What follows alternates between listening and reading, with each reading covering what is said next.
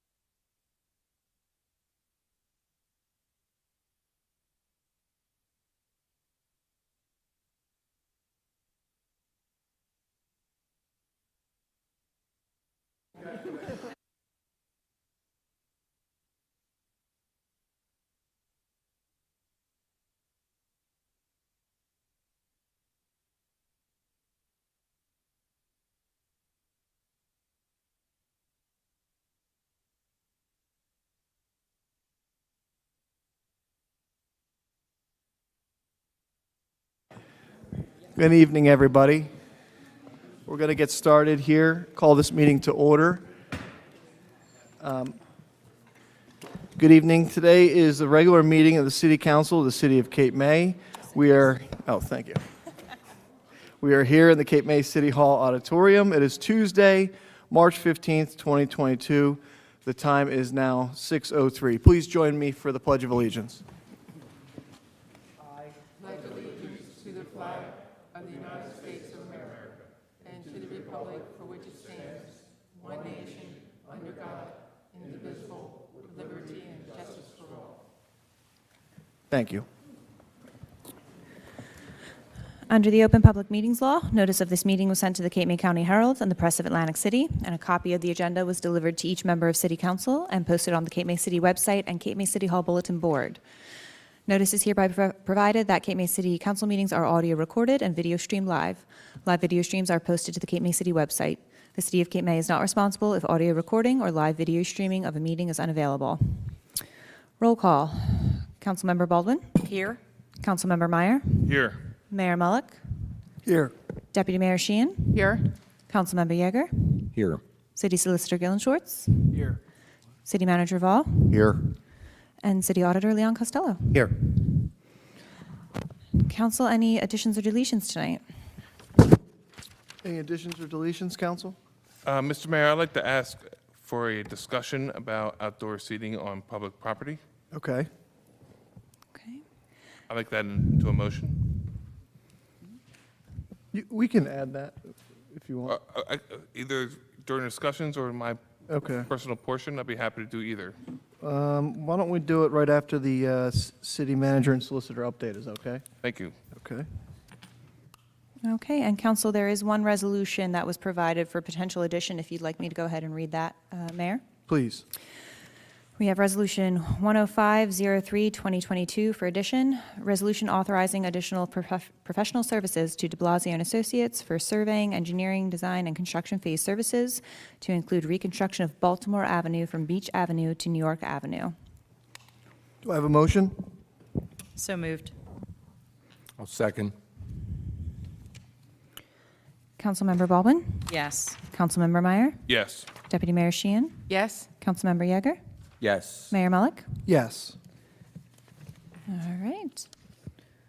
And next on the agenda, Mayor, we have Resolution 94-03-2022, resolution proclaiming Dr. Sylvia Kunerberg as the Cape May City Poet Laureate. Dr. Sylvia, could you join us at the microphone up front here? This is a special moment because a couple council members actually approached me, and we were talking about all of the talented people that we have in Cape May, but frankly, especially the talented writers, artists. We have so many interesting people that you know. And in doing some research on this, I started looking at some of we have really famous writers in Cape May. One had the #1 2018 Amazon Book of the Year. I mean, really, really interesting people. And one of those, maybe the most interesting, is Dr. Sylvia Bear. And if anybody knows, and I don't want to ruin my whereas here, but anyone knows the poetry on Michigan Avenue, that is Dr. Sylvia Bear. And if I could just read a couple comments here. Whereas city resident Dr. Sylvia Bear received her PhD in English in 1987 from the University of Maryland, and whereas Dr. Bear was a professor in the English department of Rowan College, and whereas Dr. Bear and her husband John created the poetry, I'm going to skip a couple and say, therefore, by the power invested in me, by the City Council of the City of Cape May, we proclaim Dr. Sylvia Bear our 2022 Poet Laureate. And with that, I was honored to hear a little poem that Dr. Sylvia Bear wrote about Cape May. And if you would, Dr. Sylvia, take it away. Okay.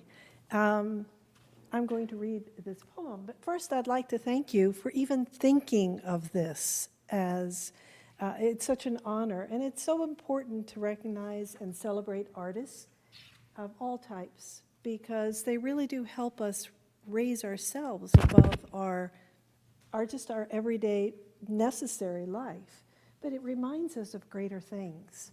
And I'm really honored to try to provide that, at least a little tiny bit, for the city that I love very much. So I wrote a poem, and it's not terribly long. They've asked me to read it. Blame them. Okay? I want this on video. Blame them. They've asked me to read this. But I wrote it because I wanted to look at what really makes our city. These folks and all of you help to make things happen in our town. But something bigger even than all of us happens here. And I wanted to read that. I guess I'm supposed to read into this mic. I mean, I'm loud, but I need to read into the mic? Okay. Thank you.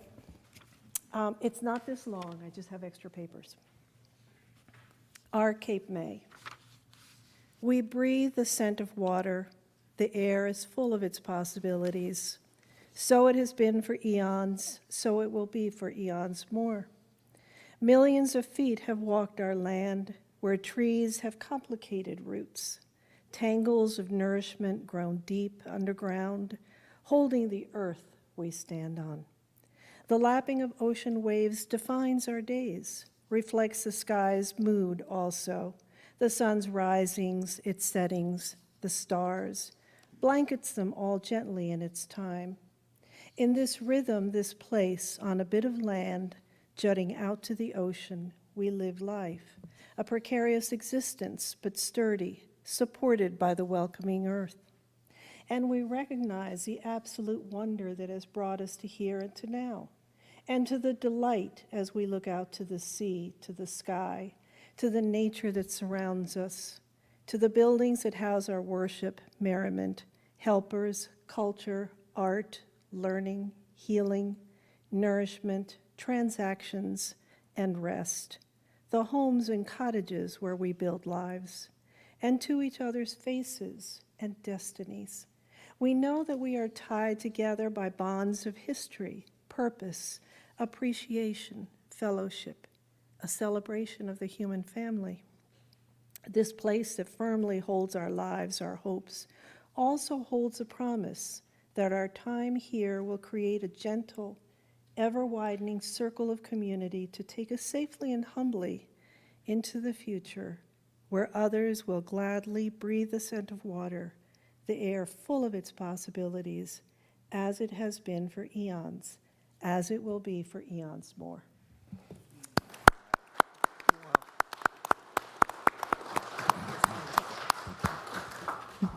Dr. Sylvia, I think that was just beautiful, and that was just such a wonderful beginning to your reign, I guess you could say, as Poet Laureate of Cape May, and Council got you a little gift to encourage even more writing, so thank you so much. This is great, thank you. You had to get me with my glasses on? Thank you, that was beautiful.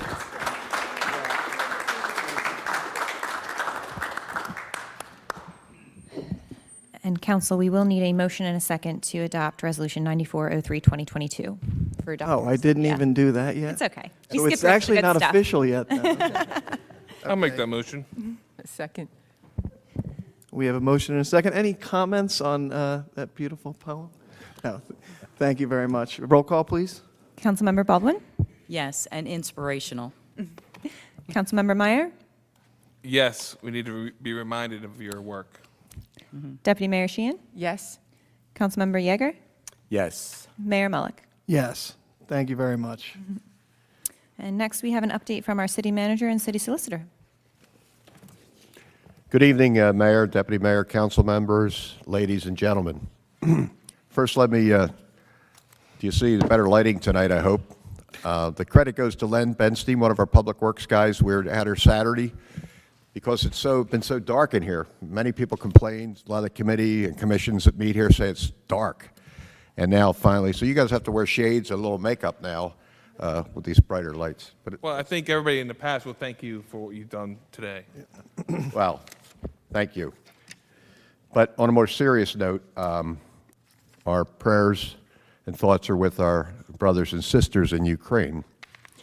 And this afternoon, I was asked by our fire department, there's a charity drive being headed by Clifton, New Jersey Fire Department to turn out gear to send to firefighters in Ukraine. And I have authorized for them to send 4 sets of our turned out gear that's expired that we don't use anymore. They're jackets, bunker pants, and they're all past 10 years of their span. They expired in 21. And also some helmets to help in their fight in Ukraine. So may God bless those people and keep them in our prayers. I want to thank each council member for meeting with our CFO, Neil Young, and Lou Belasco, and myself to go over each and every question that you may have on the budget, and to talk also about the capital items that you may want in the budget this year. All the meetings went well, and hopefully tonight a lot of those answers have been addressed prior to this meeting. Some updates.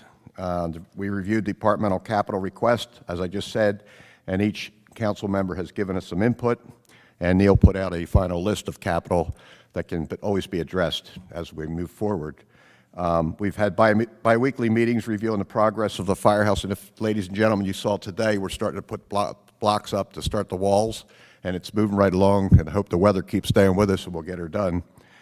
We had a pre-construction meeting on the widening of the promenade the other morning, and that should be starting soon, and I know that the mayor and Councilwoman Baldwin are talking about arches that are going to be part of that widening, hopefully, and we met with some of the people that are involved to help us with that process.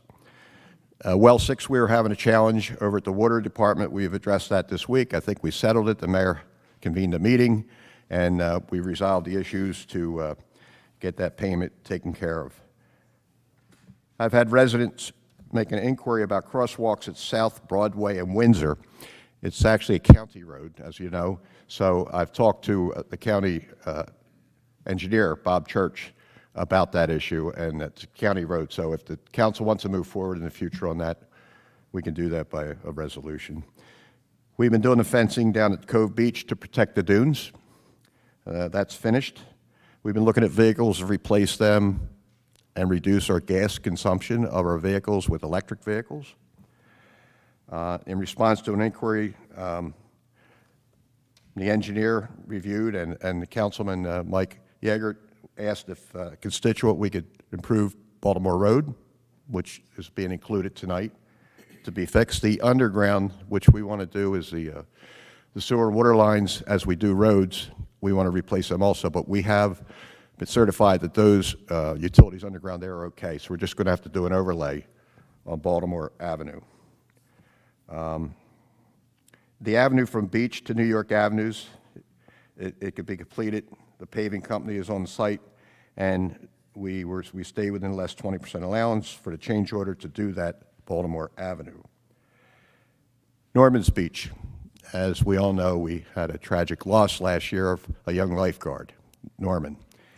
We're going to have a dedication on the beach at 7 p.m. on the 24th, or excuse me, June 24th at 7 p.m.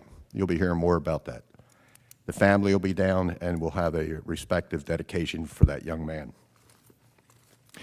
We received a proposal. We're working on dune maintenance from Lomax Associates, which is on tonight, to take care of our dunes, vegetation. Bike racks went up today in front of Convention Hall, and I can't compliment our public works enough. They're so talented. They do the concrete work, they do the construction work. Behind me, in front of the police station, we're putting a little reception area and redoing the rooms in there, and they just do a wonderful job. There's nothing I ask Public Works to do for the citizens of Cape May that they can't do, and they do a great job, just like Len did with these lights. You ask them and it gets done. We have some requests from people to have electric golf carts. Looking and seeing, now parking is the biggest issue we have in town, as everybody knows, but we've asked if we could find spots for parking electric golf carts. So of course we're looking at that. We did purchase 3 golf carts to do our part to do electric. We had 3 golf carts. One's going to be for the police to do patrol around the Washington Street Mall and parking enforcement. We have one for the beach tag office to run up and down beach Drive, Beach Avenue, to accommodate our beach taggers, their needs. And we have one here at City Hall that be used in nice weather by inspectors or any other of our personnel that needs to get out and respond to a constituent's issue. The chief of police has diligently been working to do his part on electric vehicles. And it looks like we possibly may be able to get 2 fully electric police cars this year.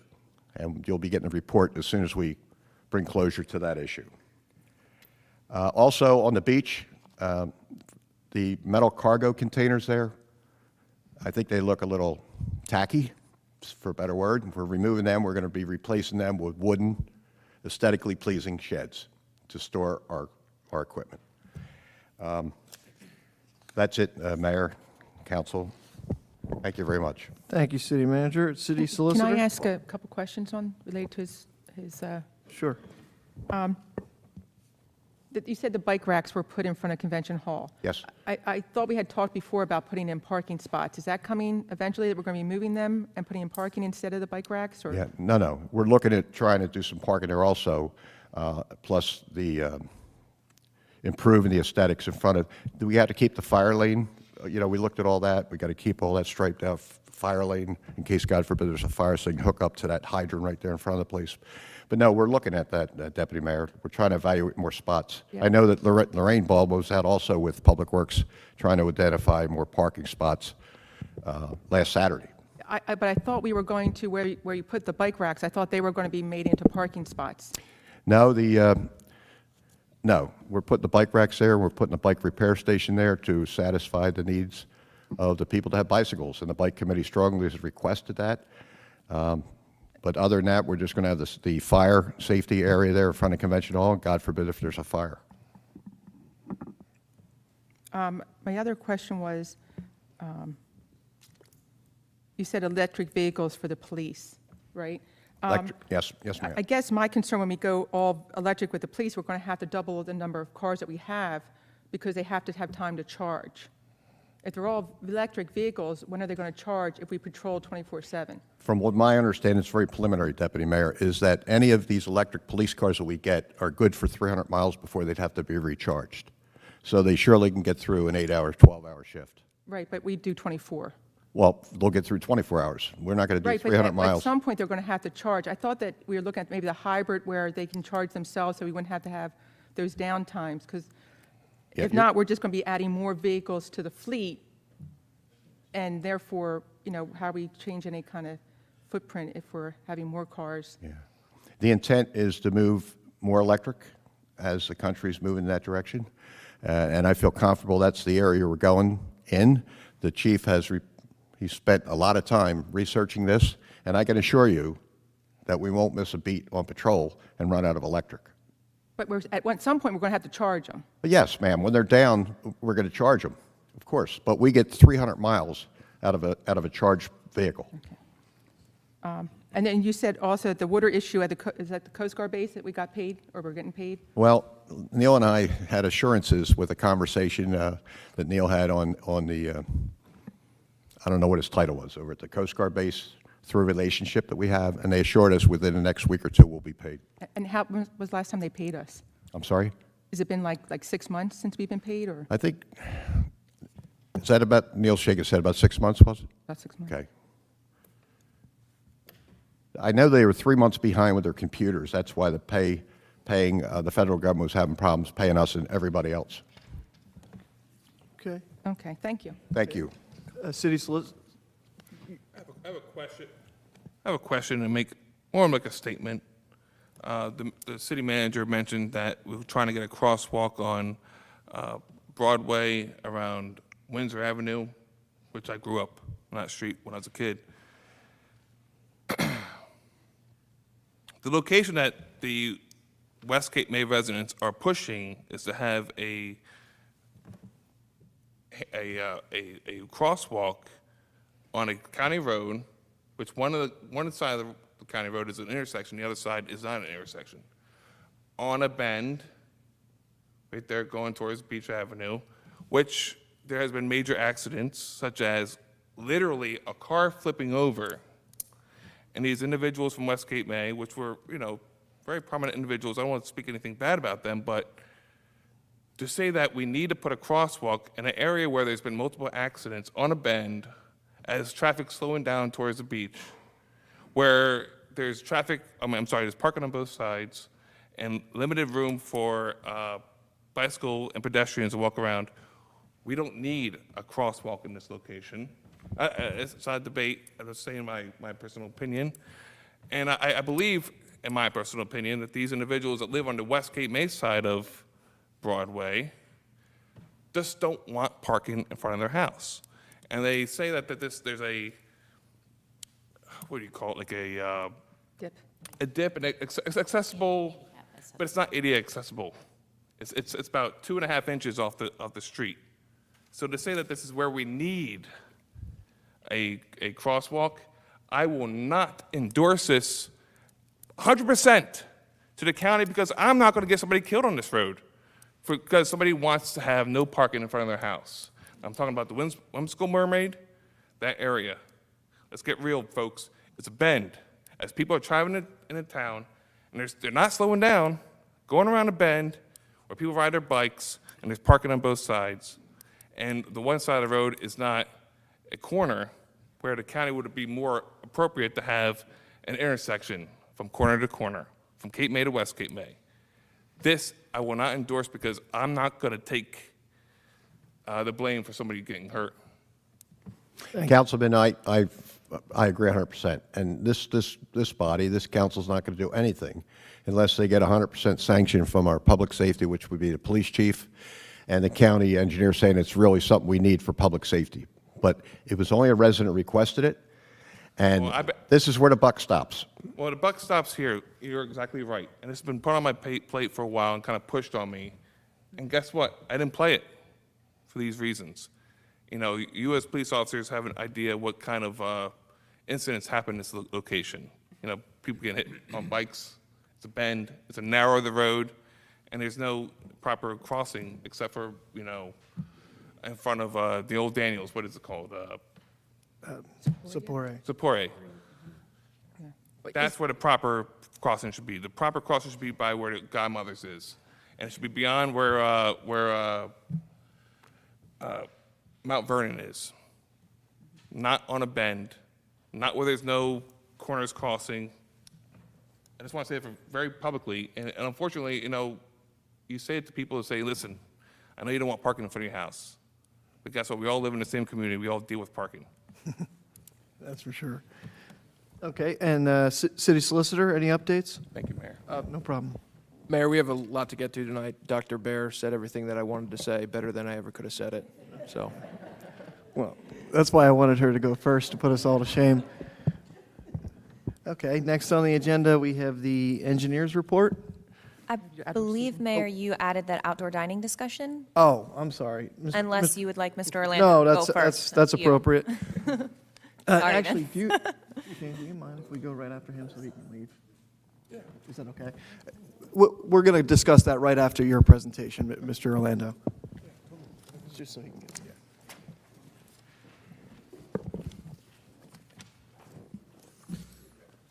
Thank you, Mayor and Council. Thank you. I am officially on vacation, starting at 5 o'clock today. Well, that's why I wanted to get you in here quick. Mr. Orlando, if you could just bring that a little closer to your the microphone, please. Thank you. Good evening, everyone. A couple things to report. Obviously, as Mr. Vole indicated, the firehouse is underway. They're finally getting out of the ground. Our inspections probably don't come until a little bit later, when some of the site work gets done. We did toss around a new location for the generator. I'm not sure where that landed, but I think that's going to be moved to a different location. We did a couple of sketches and forwarded to the contractor and to the architect. The Welcome Center, we completed a conceptual plan. We had a Zoom meeting with New Jersey Transit and DOT. It went well after a little bit of tugging back and forth. We did submit a revised plan to New Jersey Transit for DOT's review probably about 3 weeks ago. I know Mr. Gillen Schwartz had sent an updated email probably 2 days ago asking where it stands. So we haven't heard. So the game plan would be is once that the DOT signs off on it, we'll present the revised plan to council. They were emphatic that the tracks remain intact and that we asphalt in between the tracks. It's going to be somewhat of a challenge because of the gradations. But at the end of the day, we would not be able to get a permit from NJDOT for that area because they want a full-fledged crossing across the street. Even the fact that they're only going to be bike ways or bike trains. By crossing, you mean railroad A crossing? railroad crossing. Right. With full bells and whistles and the whole 9 yards. So that was not in the cards. So New Jersey Transit and DOT are currently looking at it. Hopefully, we'll get a response soon and we'll be able to move forward with that project. Vince, now with the changes, it was just the fact they wanted these tracks open. Any other changes to the parking design at all? They had a couple little changes, Deputy Mayor. They wanted the handicap spaces moved over. They didn't want a curb adjacent to the building and reroute the traffic to the front of the building. And they did not want curb entrances along Broadway, so that it would be a flat entry. I don't think it makes the parking lot unsafe. I thought our design had a little bit more attributes to it. But so there were a couple little tweaks to it, but the main thrust of the conversation was if you keep the tracks in place, you don't have to come to us for a permit for a crossing. And of course, that led us to the design that we were moving ahead with. And the other gentleman still in agreement with this? Tony McCree's, who operates the train, his portion was not changed. We're still giving him 200 foot of track, and I believe we have solidified that agreement. The purpose of the settlement agreement that council entered into earlier was they have a defined area, and none of these changes impact that, and I've been on the horn with their council to confirm that. Okay, thank you. So hopefully soon. Lafayette Street Park. Can I stop you there, please, sure. and ask more questions? I'm sorry. Thank you. Is there any status to that train bridge, the swing bridge? Is it condemned? Is there a status to it that the state has put on top of this? Nobody would comment on that. I mean, I think that was the crux of our discussion, that we believe that the trains will never really be coming back because of that turnstile crossing that's there that's probably welded in place and can't be replaced. But it wasn't discussed at any length. But we did kind of assert saying, really the train, I think the mayor had said, really you think the trains are going to come back over top of the creek? And they said, well, that's not really the object here. If you're not going to take the tracks up, we've got to keep that intact. Well, we as a council, as a community, we had to work together to share this space with the state, the DOT, and ourselves, the Chamber of Commerce. We're talking about the bus station area. But beyond our scope, just off the street of Broad, are the tracks actually safe for people to say, okay, we're going to give you a permit or a license to have your bicycles go over trails without any foundation? I don't know the answer to that question, whether or not the track is safe for the bicycle. I mean, that's really New Jersey Transit and Mr. McCree to provide public safety for their. So what I'm going to say is, everybody in this room that's watching this right now, take a walk on those tracks, whether you're violating any prohibitions. Those tracks are not safe.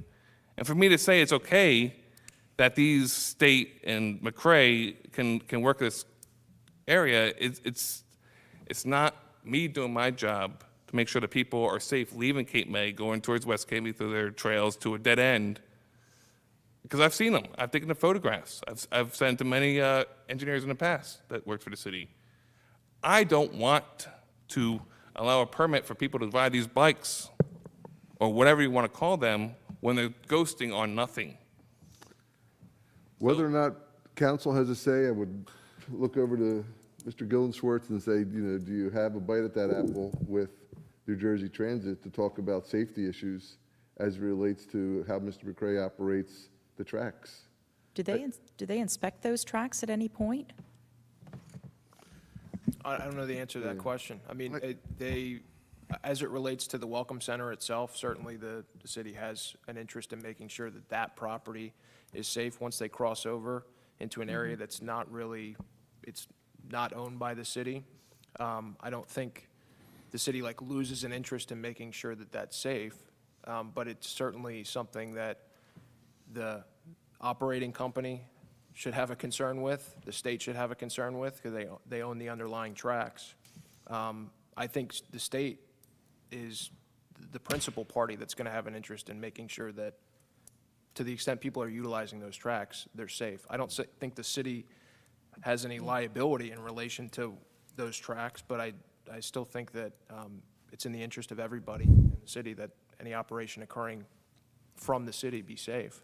Yeah, I agree with Councilmember Meyer, probably because more. I have walked those tracks, and there are some areas where the foundation is really eroded. Is that something that, City Manager, we can look into and contact the state? Well, to they find know, out about they know how I inspections? feel about it. I think it's ludicrous that we have these tracks there anymore because the trestle in the canal has been out of service and all rusted away and fallen apart for 40 years. And unless you got an American Flyer train, you're not going to fly over that water, get to these tracks. But it seems like they don't want to hear this. They don't want to come out of Trenton and actually see what we have here. I mean, it's ridiculous to have a ding, ding, ding railroad crossing there for these bicycle cars or whatever, somebody's making money on it, for Tony McCray. And Tony McCray's been an issue for years in this county with his operation and lack of operation. But I would love to see council move forward strongly to the State Department of Transportation Railroad Division to remove those tracks, because, and I say in humor, unless you got that American Flyer that's going to fly over the water, it's never coming back. I like to add on to that, the fact that just adding more parking at the Welcome Center, making this more of a accommodating location for the city of Cape May. This is 8 years before I was elected.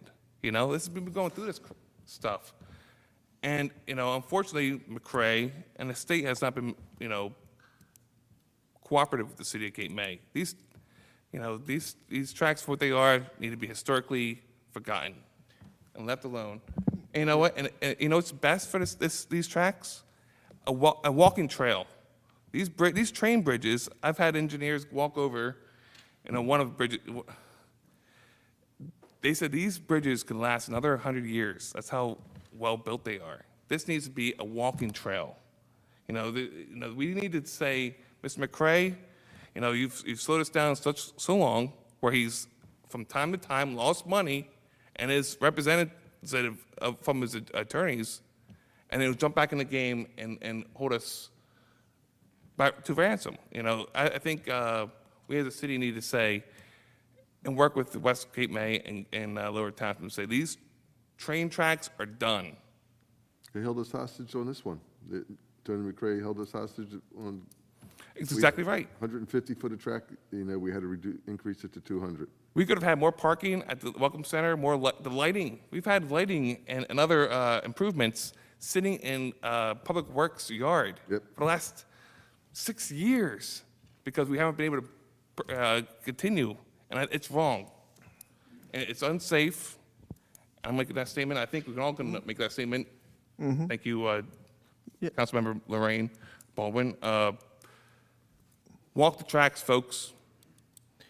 Yeah, we did express to the Department of Transportation, if you take a look where you're standing in there and kind of look around, you will not recognize that you're in Cape May, and that's our Welcome Center. That's at the center of our town. We want to clean it up. We made that very clear, and I think we got a positive reaction to that. So At least we got a path forward. Right. I mean, quite frankly, when we started the meeting, it Right. didn't seem that there was a path forward. no, And well, and then to reiterate what you said about crossing that's a railroad crossing. I think they estimated something like $500,000 just to put all the bells and whistles that you would need to a station that no longer exists, so.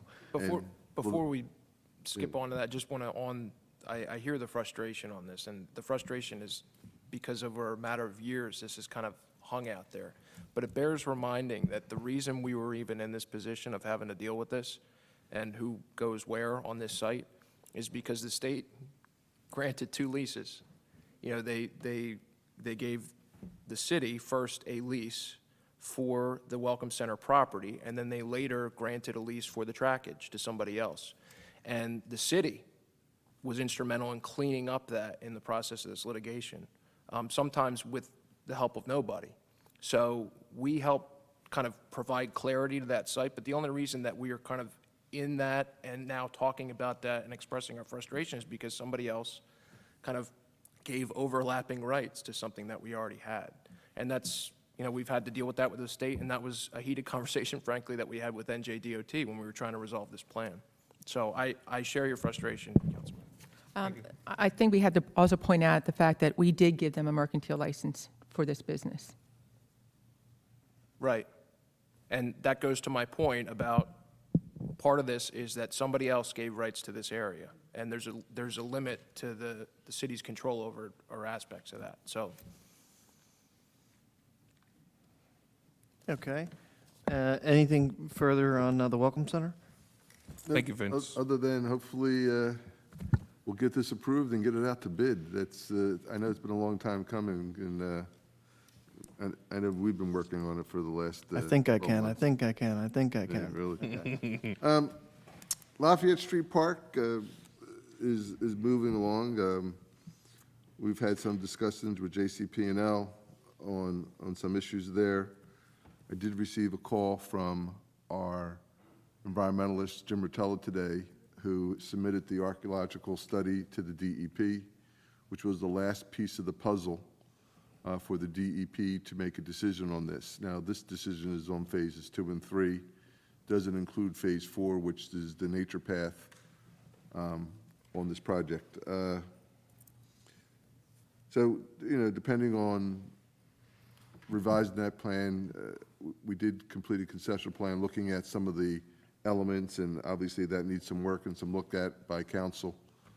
But at some point in time, we'll modify that plan that's currently up at the state. We'll have a modification for our CAFR permit for the application. We did complete an engineer's estimate for the improvements. I think they had offered $150,000. I think we came in around $250, Chris, on the improvements. From whom? The For JCP&L. JCP&L, You might be shortchanging yourself there, Vince. 275. I think it was. So we looked at historic aerials, we came up with an estimate, and I believe they agreed to give us $275 That's great. to reestablish those improvements that were taken down at that point in time. And just for layman's terms, we're talking the basketball courts, tennis courts, all tennis that, courts. yeah, lighting. And the lighting. If I could Okay. add on to that, excuse me, Deputy Mayor. Yes, sir.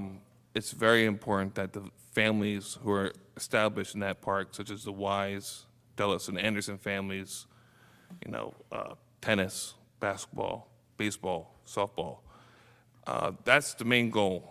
And before, he said there's going to maybe some alterations to the plans, which I support, and I think he did a great job, by the way, Thank you. Mr. Orlando. But there's a big call for pickleball courts, and we're not here to compete with our nonprofit tennis court system. But it's important that we work, you, Mr. Orlando, City Council, as well as the committee who put this park project together. I think there's a lot to be looked at, and not to delay the needs or the placement where things need to go. I think that the committee has a good idea based on a lot of discussion of what we need and how things need to be altered based on your plans. I would like to invite the chairman of that committee to also round us up together and see what we think of it. I think once we move in that direction, I think there'll be roll up our sleeves, put the plan together and have some lively discussion on some of the elements, such as pickleball, dog park, fountains. I mean, we just took the elements that were proposed by Mott McDonald, rearranged them a little bit in a different fashion.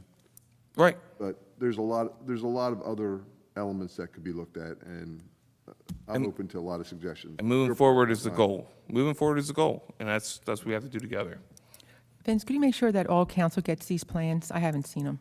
I can. I'll make sure. I believe I sent them the last time I sent them to Mr. Belasco, but I'm not 100% sure. But I will send it to Erin, and she's right on it. With that Lafayette Street Park, we also had hired a firm to do historical dig and everything. How's that coming along? The historical dig on the JCP analysis? No, on the Lafayette Street Park. Historical fill, sometimes it's called. Well, I think they were doing a background to make sure. Wasn't that the last thing that was just I submitted? can answer that. Yeah, I don't think I think, Deputy Mayor, you're referencing the Phase 1B archaeological that council authorized before. I think previous administration did a 1A, or the first portion of that. Council did retain, I think, the same firm to do 1B, which is the second portion. And my understanding is that they indicated that there was no further need to proceed on the archaeological portion, which is one of the conditions of a CAFR permit. So that's good news to the city. So that'll be part of the eventual application process. And I think they had seen some environmental concerns on the newly acquired piece that we had gotten from the school.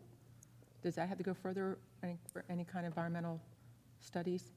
I'm not exactly sure of what aspect you're referencing. Mott McDonald had done a preliminary study, and they thought that there was some contamination there in that soil. I'm not aware of any. I'm not aware of that either. I'm aware of that. That's true. Okay. So something that we'll take a look at, certainly. I wasn't aware of that. Okay. Beach Avenue Promenade? Yeah. So, first project to be constructed for me in Cape May. We had a pre-construction meeting last Thursday. Contractor is starting this week. He was going to do some layout. The game plan is to be done hopefully by the middle of April, maybe the latest 1st of May. That's great. He actually started today, Yeah. chopping it, Did they? smoothing it out, yeah. Well before the season starts. We did meet with Mr. Becker about some of the arches and the location of those arches. We sent revised plans to Mr. Becker today with the pole locations, because he wanted to see the pole locations in reference to the promenade. We've talked about possibly including the bases or the foundations for the poles as part of the contract for this application, if in fact it could work out. I know that Mr. Becker was going to hire Butch Czar to do a structural analysis for the structural integrity of the poles. It's well beyond the scope of our project, but we're trying to work jointly with them to come to fruition to see what could be done. Vince, hold on a second. I just wanted to bring up with the mayor, because I discussed this, I think, at the last council meeting. I was asking about these poles and these arches, and I was told, we're not doing anything, it's not going forward until I get a presentation. And it's And not. here we are. He's talking about doing a structural analysis, and Well, that's part of the presentation. are we paying for the structural analysis? No, that's Mr. Becker and I guess what organization? Historic. Historic organization are doing all that. We're not, that's not part of us. He's Okay, he's because doing it like I said, you weren't here, Vince, but I had asked at the last council meeting to have a presentation on this, and I was told, no presentation, we haven't decided on anything, and you'll have it, even though I read in Facebook that's already going forward and approved and everything, but No. At our last meeting, I stated that we would bring it forward once the sketches were done. The sketches have been done now for about a week and a half, and our meeting this week was jam-packed, so we're looking at our next meeting having a presentation. And in anticipation of possibly putting this up, we showed the sketch to Vince, and let him know, and just to prepare possibly for our presentation at our next meeting, that we might have to look at doing this in conjunction with the widening of the boardwalk.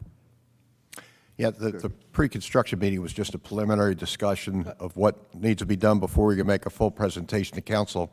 I also met with the Ronnie Town about aesthetically pleasing lights along that whole promenade. I just think that this is, we always keep putting the horse before the cart in the sense that I think council should be discussing to see if it's even something they want to move forward with. And so before we do all this work on planning and conceptual drawings and everything, and all of a sudden it's basically, oh, we have all this done, let's move forward. What if we don't? Yeah. Everybody put a lot of time and effort into something that maybe council wasn't ready to move forward with at this time. Well, that's That up will to you be guys. Yeah. Council, if we don't want to do this, we won't do it.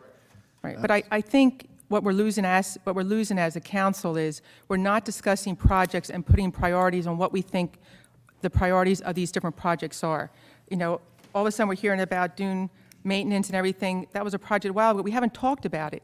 All of a sudden we're doing all these projects, but as a council we haven't put in a priority list of what projects should be done and what we think, how we should go forward with them. All of a sudden it's like, oh, this is a good project, that's a good project. We're not planning and doing the process. The Promenade Expansion was voted yes by everyone on council. Went out to bid, got a very good bid. I have to say, I think it was supported by most everybody. It was $100-something thousand to widen the promenade. It's one trip and fall up there would cost the city $100,000, and the area to the beach side of the promenade has been a trip and fall nightmare for decades. So not only are we solving a trip and fall hazard, and if people saw how many lawsuits the city gets for trip and falls, you think I'm just kind of saying that. It's a real thing. It's an issue. So council took the steps with everyone involved to decide that we wanted to widen the promenade. As part of that, there was some thoughts from a couple people that wouldn't it be neat to have the historic arches as part of that project to continue down the promenade. We got historical photographs. It looked like a really neat project to everybody. And who is everybody? I'm just asking, Zach, because I always feel like these projects come in and not everybody's heard all the ideas. As we said last week ad nauseum, that people who have an idea should be given the opportunity to do some research, make sure that it works. And in this instance, because you can't just spout ideas at a council meeting, you want to come up with a cohesive plan. And so far, not a dime has been spent of taxpayer funds. We have a council member who has volunteered her time, efforts, who has recruited an architect to volunteer their time, efforts, pro bono, and has worked with a charity to help funding the project in general. So to me, it's a home run, and it's something that we should all be excited about. Now, if you're not excited about it, we're going to have a vote on it, and you can vote no and say, I don't like this project. It's not the project, it's the process. We have, as a council, at the beginning of the year, we should think about what projects we'd like to do, go forward with that, and put those projects into a plan and move from there. And that's how we always had thought, when we had discussed before moving forward with projects, was it was going to be discussed as a council, and we move forward from there on what projects council would vote for priority's sake, what we think should be put in first, and move forward with them. Okay, I'll make a motion right now that we continue exploring this till, at no cost to the city, for a council member, Baldwin, to continue researching this, to bring a presentation to council, and then we can all decide on that. But my motion is that we allow her to do that, as frankly, any good elected official would do for their town. It's a great project, and I make that as a motion. I make a motion that we do that for all projects, that we bring it to council. I think those are two main motions, so we might want to act on the mayor's first.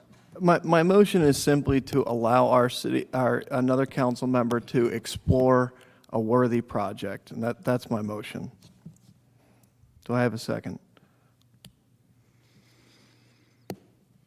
I'll second. Roll call. Could you repeat the, Just to allow at no cost to the city, council member to continue to research a project, This specific project. this specific project, the historic arches on the promenade. Roll call? Roll call. Councilmember Baldwin? Yes. Councilmember Meyer? sure. Deputy Mayor Sheehan? Yes? Councilmember Yeager? Yes. Mayor Mullick? Yes, okay. On to the seawall design. Okay, I just have one last question about the Lafayette Street Park, or the beach promenade. And I had talked to you about this. I just want to make it out in public. We do have all the permits, We do. and we do have the owner of that certain property, we got his approval also. The person that owns, Mr. Fife, was it? yes, I wasn't aware of it. that he owns that property. I was not aware of, there was a change in ownership. This is There the wasn't first a change. He's owned it I mean- for years. I mean, that he owns something. No, Bob Fight. Where's this at? Right next to Mermaids, he owns that piece of ground there. I don't think we're going that far. Okay, that's why question, I'm just Okay. asking. We're not. I think No. we're going right to the, Right to the break, right to the bathrooms. right to the little shack there, just south of the restrooms. So we're Yeah, south of maybe that. we don't need it then. I'm just asking. I sent an email out before this meeting to ask that question. I did not see that email, Yeah. Deputy Mayor. Actually, I sent it about a few days ago, so it wasn't like it was sent. Seawall Design, since it's beyond the scope of my expertise, we talked to Lou Blasco, we talked to Mr. Rotella, we sent out an RFP, request for proposals. Those proposals will come to me, I'll review them on your behalf and make a recommendation for the design. The good thing about this, we'll interview the engineers, we'll make a recommendation, we'll try to get the low bid, and I think that's what a municipal engineer should do. When we can't do something, it's not to bring somebody in on my coattails. I believe it's best for the city that the contract would be with you, with that person. It's not with a contract with me. We'll make a recommendation, and we'll work along to make sure that the project gets to fruition. So those RFPs have been out. Hopefully, we'll have the responses are due by April 15th. Now, did we approve this response? Did we approve this RFP by resolution? I couldn't tell you. I didn't do it. It was Lor- Mr. Blasco. I wasn't aware of any RFP. Okay. Is this for I just need some clarification. Is this a seawall wall or the promenade extension? Seawall wall. That's a county. Isn't that the county's responsibility for that wall? No, so what happened was we were negotiating with the Corps of Engineers to do the project. So is this, there's two seawalls. Is this the seawall all the way at the end? I don't know. If I may, this is the part of the FEMA grant that we received for the promenade extension. We had been in conversations because we thought it would be a great idea to fulfill the engineering aspect of this grant work with the Army Corps of Engineers. They batted it up their chain of command and decided that they were not able to do it because of it being federal money. So we have since reached out to other engineers. It was not a council-approved RFP, but because council approved us to go and get the grant and receive the grant, and this is an aspect of fulfilling the grant, we felt it was within the scope of our work to put that out and receive those proposals, and they would ultimately be put before council to be approved. So quick, so this is the grant that we got that Mont McDonald was doing the work with? I think it was like $100,000? Correct, yes. Yeah, 'cause I think that was a resolution at one time. To apply for the grant? No, to give it to Mont McDonald. Mont McDonald's group was doing that. They just- I can That- send them an RFP. No, there was some work that Mont McDonald's group was doing, Resolution Yes. 20608, 2020, was a resolution that they were doing this work for the design of the seawall and extension of the boardwalk. It was grant money that we had received. Correct. We still have the grant, it's still ongoing. So we still have the grant. And a new one. So we still had the grant that was money left over from Mott McDonald? Did we get any designs from them? Because there was some discussion. Yes. I was a part of that group that met on a We did, regular. we did get conceptual designs from them, but nothing engineered, just some very preliminary drawings. Okay, and then this is a second grant that we got. Yes, this builds on the original grant. It's built on the original grant to go further, forget the engineering part of it. Okay. Yeah. Okay. Pennsylvania Avenue is currently under design. We did receive all the drawings back from Mott McDonald. We are probably 50% complete our design. We anticipate going out to bid around May 1st, and this is for Pennsylvania Avenue Phase 4. Okay. The water transmission line, the survey and wetlands were completed. The design's currently underway, and we are presently working on the permits to NGDEP to hook those two wells together, which will need a CAFRA permit and a transition area waiver from the wetlands because it's in a wetland buffer. Can you explain this transmission line? Because I thought it was actually a misprint, because I thought we already did that transmission line and relined it. So you got a grant that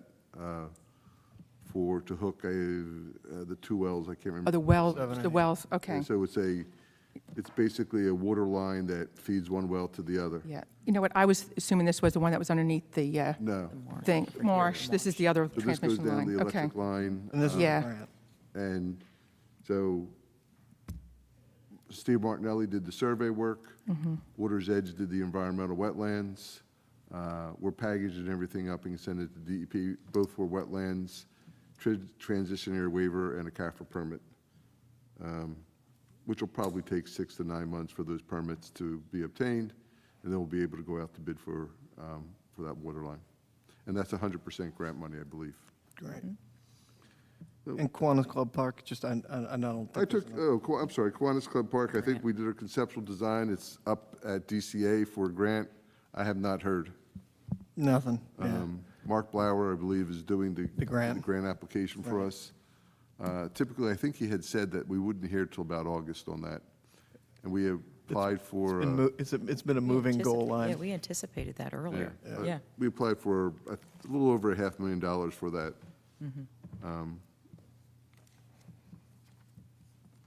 Okay, any further questions? I have one quick question to add to your list.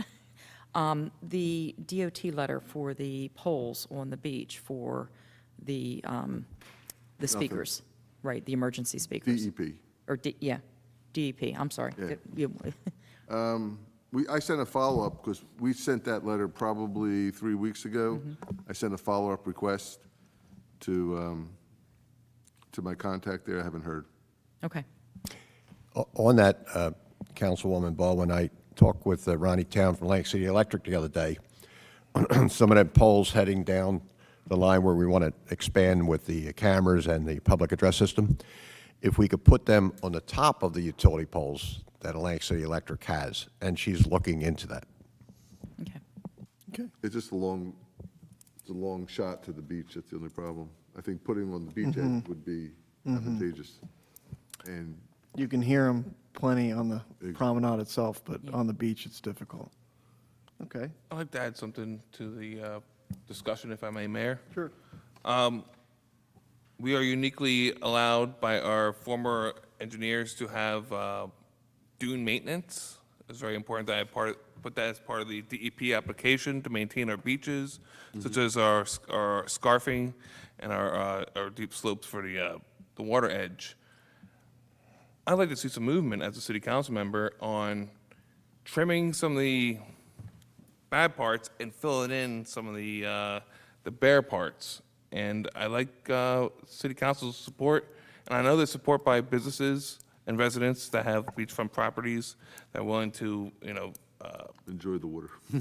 no, to lift a hand, about, maintaining our beach dunes, about maintaining, planting vegetation that's indigenous to our area, as well as removing some of the overgrowth, Invasive species. invasive species as well. And we if you've ever seen a Jeep on a boardwalk before, it's because that person's spraying for poison ivy. That's part of our projects. But I like to see our beachfront maintain its, value for anybody that, owns property or just visits Cape May.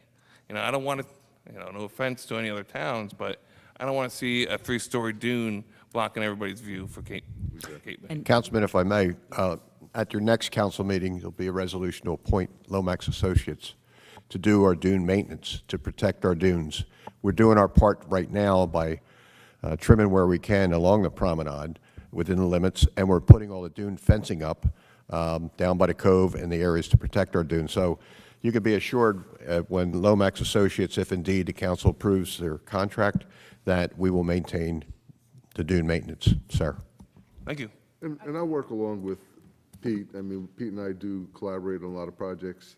I'm also a landscape architect, so that, we'd be happy to get involved in making sure that the dunes remain a very pleasing element and a functioning element for the city. And on a side note, I hate to talk about my past experiences. I remember Bruce McLeod and Ed Mahoney planting all types of vegetation between where we're talking about the two arcades. But I thought it was a really cool experience, because he had volunteers from the local universities, and I think it was Rutgers, or I couldn't remember, but the students were there and everybody was enjoying being part of the Dune planning. dune planting. And when I was a Cub Scout, I planned those dunes as well. So for them to go awry, it's kind of like taking my personal project to not be what it should be. I just want to make a statement, though. Again, we're doing projects without putting a list together of what we think our priorities are. We now hear that next week we're going to have a resolution to hire these people. I think we should have a presentation first and maybe decide if this is what the time we want to go with this, or if we want to do another project maybe before that. We're not prioritizing our projects. It's just being haphazard. Whatever comes before council, we're going to do these projects. There should be a game plan put into place, and that we should be following this game plan on what projects we want to do, not whatever first comes up before council. Okay, let's do that one. There should be some kind of plan here. Okay. Any other questions for Mr. Orlando? I appreciate this open flow of conversation. Yeah. Thank you very Thank much you. for your I think help. it's very Thank helpful you. for me also. Enjoy your vacation. Thank you. Now, Mayor, if you'd like to Okay. discuss outdoor dining? Yes, Mr. Meyer, outdoor dining. Yes, Mr. Mayor, I've spoken with you as well as the city manager, deputy city manager, and our solicitor about what it is that we need to do to accommodate those who want to use public space for outdoor dining. And it's very hard for us to agree on a lot of this. And I think that we as a city council might need to create a process. And, and just saying that, you go to the zoning board, planning board to get what you need done, those avenues do not help us accommodate you with your public space. And unfortunately, city council may have to make some hard decisions, and not everybody's going to be a winner. We have the governor and the president basically saying, mission accomplished. There's no such thing as COVID anymore. We all know that there really is. And how do we as a city council accommodate those who want to present their plans to us? Because we're the ones that give the allowance of use of public property. And I know, I'm sure I'm going to hear from the city solicitor or manager that we do have protocols in place for the Mall Merchants Association, that area of town, for using public space. But there are other businesses that are also going to ask us to accommodate their needs, whether or not the whole COVID thing is an issue, or politically, or how you personally feel. So I would like to ask the city solicitor to kind of like share what you said earlier today, and maybe give us an idea of a process that we need to have in place to accommodate those who may need it. So, sure, Councilman Meyer, and I think what you and I discussed earlier is, let's talk about what we have in place now, and then what are maybe some possible moving parts for council to consider in the near future. So what we have now, all the temporary restrictions, I'm sure everybody knows at this point, but just a reminder to the gallery, temporary restrictions were over as of December 31, 2021. So as a practical matter, we go back to what our existing code book was pre-COVID. And our existing code book has some provisions in there that provide an opportunity for outdoor dining. One, if you are in what is defined as the Washington Street Mall under Section 324, you have the ability to apply for patio permits. And that requires an application through the city clerk's office, ultimately a determination by the city manager after reviewing for the conditions that are contained in there. And a lot of them are not too dissimilar to what we did during the temporary restrictions. And you'll remember that we charged a right-of-way use permit fee during the temporary restrictions, and that drew from the patio permit fee structure, just for use of sidewalk. Now, so anybody within the Washington Street Mall, prior councils had determined that was an area that they wanted to pluck out and provide that process. Everybody else that doesn't fall within the Washington Street Mall has the opportunity to apply for the conventional general outdoor permitting process. That does not provide for use of the right-of-way as it stands now. You can utilize your existing site and provide outdoor seating on your site. So from my perspective, and this is something that we discussed, some other towns provide limited opportunity to utilize the right-of-way. Not parking, not streets necessarily, but sidewalks are, if city council decided to do that, they wouldn't be trailblazing by any degree. I mean, but whether you want to do that or not is kind of like a policy decision that you all can decide whether you want to take that leap or not. But there is ways to do that, and it wouldn't be too far from your patio permit. It would be, preserve 5 foot of pedestrian traffic. You could limit it to duration. You could limit it to May 1st to October 1st, for example. And you could charge similar fees that you do for patio permits.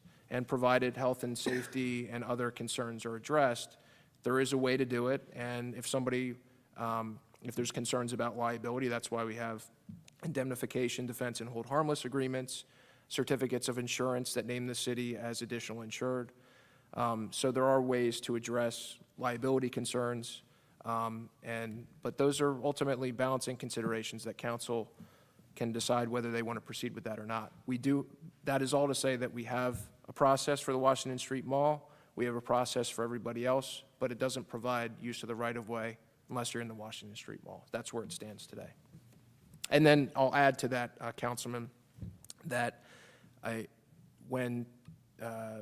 if somebody wanted to use the right-of-way,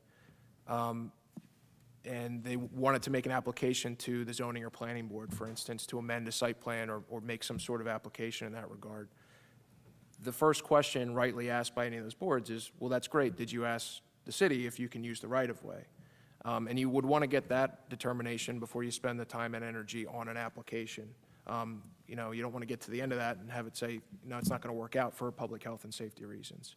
So if somebody wanted to, in theory, use a sidewalk right now, they would first need to apply to council for permission to do that.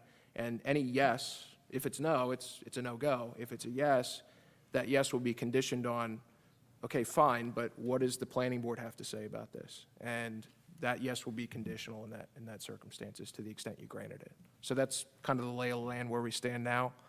From my perspective, I think we discussed it. There is some flexibility. There are ways to address liability concerns, but whether council wants to head in that direction is a policy decision. Is that clear to council? No, I'm not sure I understand, Councilman Meyer. Are you asking that we make decisions which basically are going to be providing variances to businesses individually, or are you asking us to provide variances to businesses across the board, Or, I'm not sure. I'm No, clear on what you're right on board. It's either or. And are we the ones to make that decision as a quasi board? You know, I do not want to play that game, but unfortunately, if we don't have any mechanism in place for them to have some kind of assurance that city council is going to approve their, you know, their right to have a table on the sidewalk and a couple chairs, a high top, you know, we can only say, yes, as a council, the majority of us say yes, but it's still going to be based on the conditions that the planning board or zoning board is going to give you. Well, I'm trying to. Well, so we had talked about this a couple weeks ago, I thought, which was why can't we establish a small committee that can in fact work within those parameters? Does that not Well, my accomplish? issue with the committee is that everything, when it comes to use of public space by a private entity for profit, needs to be done in front of the public. You know, you, I, and everybody else on this Absolutely. board, we've all been getting phone calls from people in this audience right now. Absolutely. And unfortunately, you know, we as a group have to make this decision in front of the public. And, you know, just like any other kind of board meeting, there should be notice within 200 feet from those who want to make these temporary changes. Unfortunately, it's not going to be an easy process for anybody. And I just want to, you know, we're bringing this up because how is city council going to try to accommodate, even though it's a very hard line we have to walk, or we can designate somebody else to do it.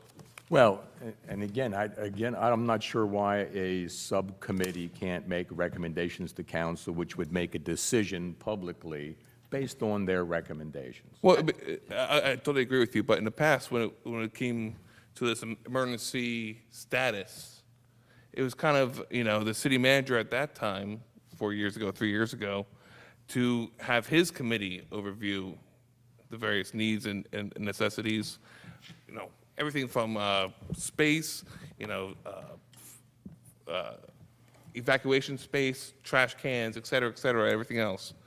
ADA, you know, accommodations. That was all part of the, you know, the review that the city manager had at one time. And if we as a council want to have the city manager do this, well, we have to be very careful how we want to structure this assignment. Well, I want to just make a point here. The reason why we had this happen before was because of COVID. And it wasn't just one or two businesses coming. It was every business needed to be approved for outdoor seating. That's why there were so many coming before council. And that's why we had that process in place, because there was no indoor seating. So therefore, we had to make accommodations for everyone to have outdoor seating, which was meaning every restaurant had to come before council or the city manager to have approval. Times have changed. There's now indoor seating. There is no COVID restrictions. So I think as a council, we, as a council, everyone here, should be part of the decision and part of the process when it comes before them. Because I don't see... Can I just ask a Yeah. question? When it comes to the use of public space? basically? Yes. Okay. When it comes to use of public space, it should be coming before council, and as a council, we should be making that decision. I don't think there should be a committee, because I don't see us being inundated like we were before when it was COVID-related and there was no indoor seating. I tend to agree with you. It's going to be cumbersome. That's we have to do only, that. that's only, That was before. We're past that. How about now?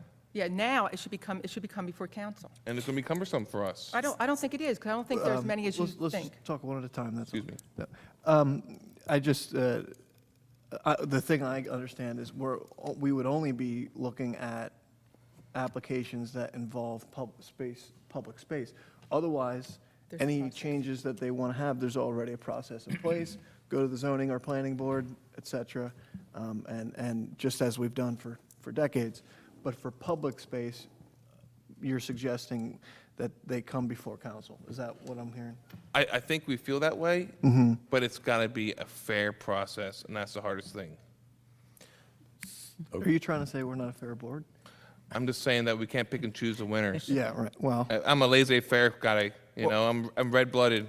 But I Well, think can this I, is what can I Mr. ask you a Jones- question then, Deputy Mayor? I want to understand, what's the number? What if we get 10 people that want to come in front of us, or if it's 2?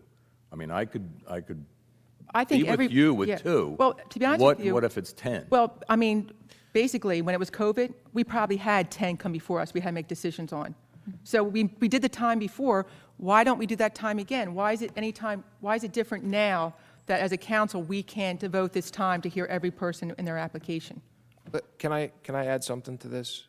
Because I think the goal of anything that you would establish, right now, if it's go to the board, I mean, if I'm the applicant, I'm thinking, well, if I'm going to have to send out a 200-foot list, I'm going to have to publish in the paper, I'm going to have to go before a committee, I'll just make an application to the board because I'm already halfway there.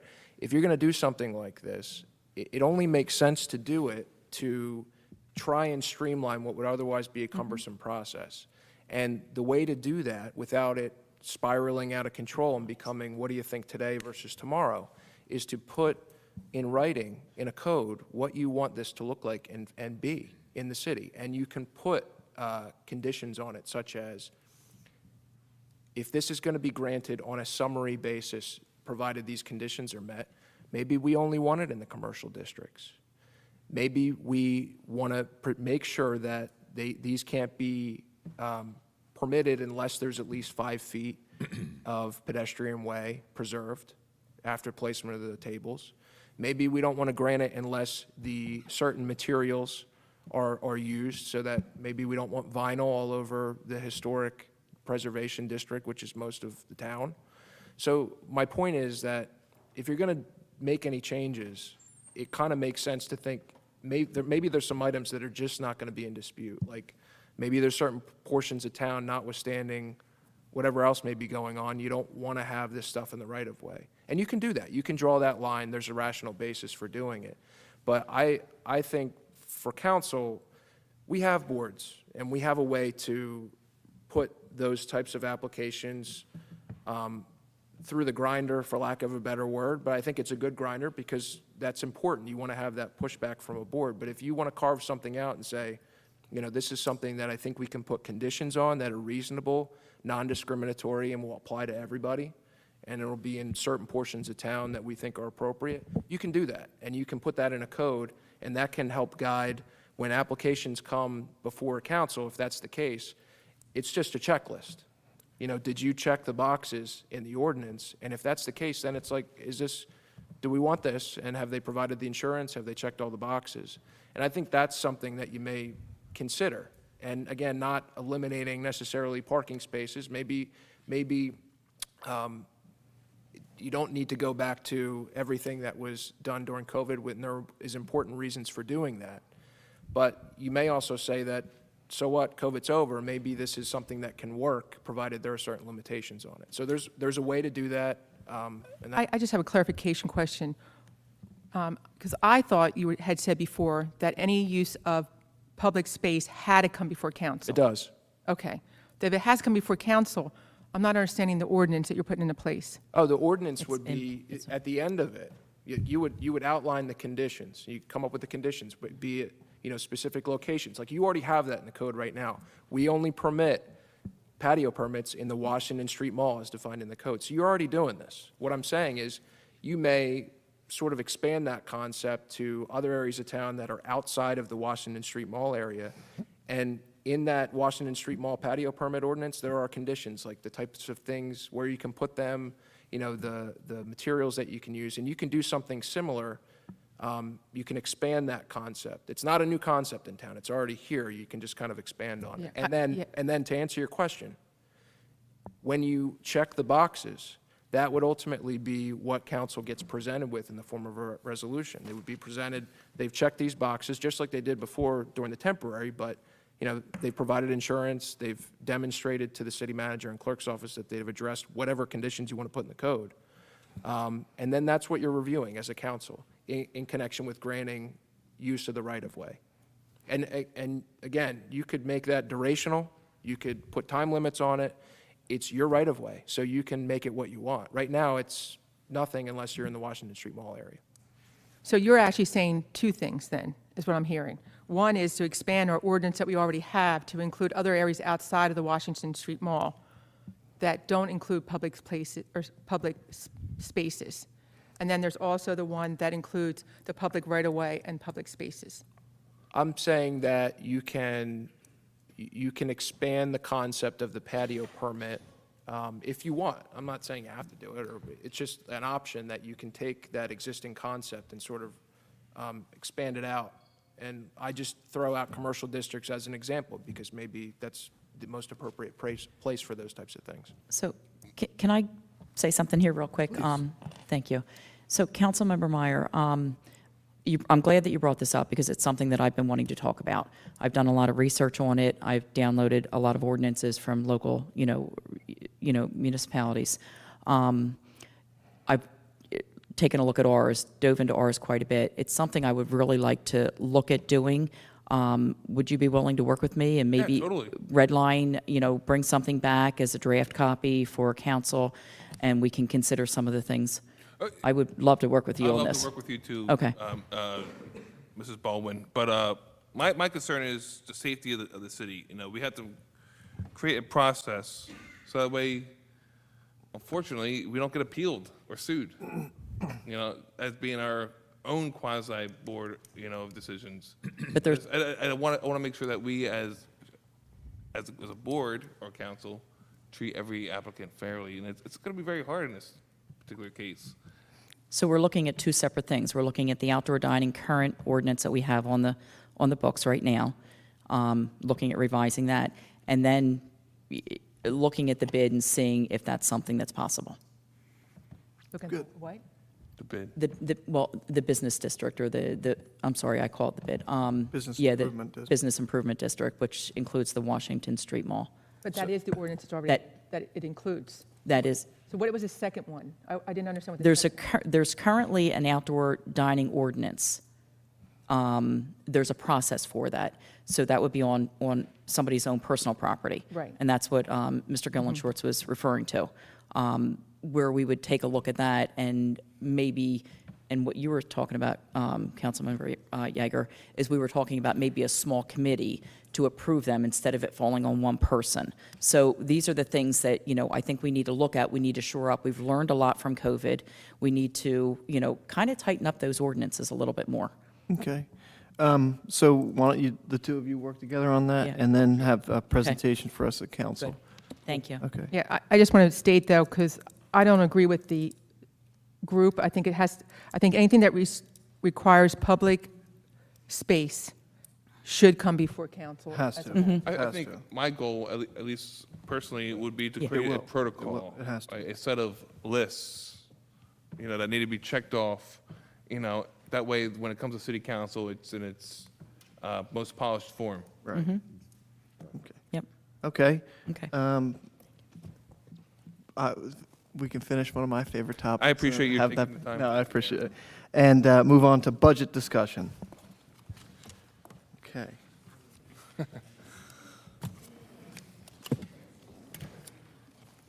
I just have a couple of things.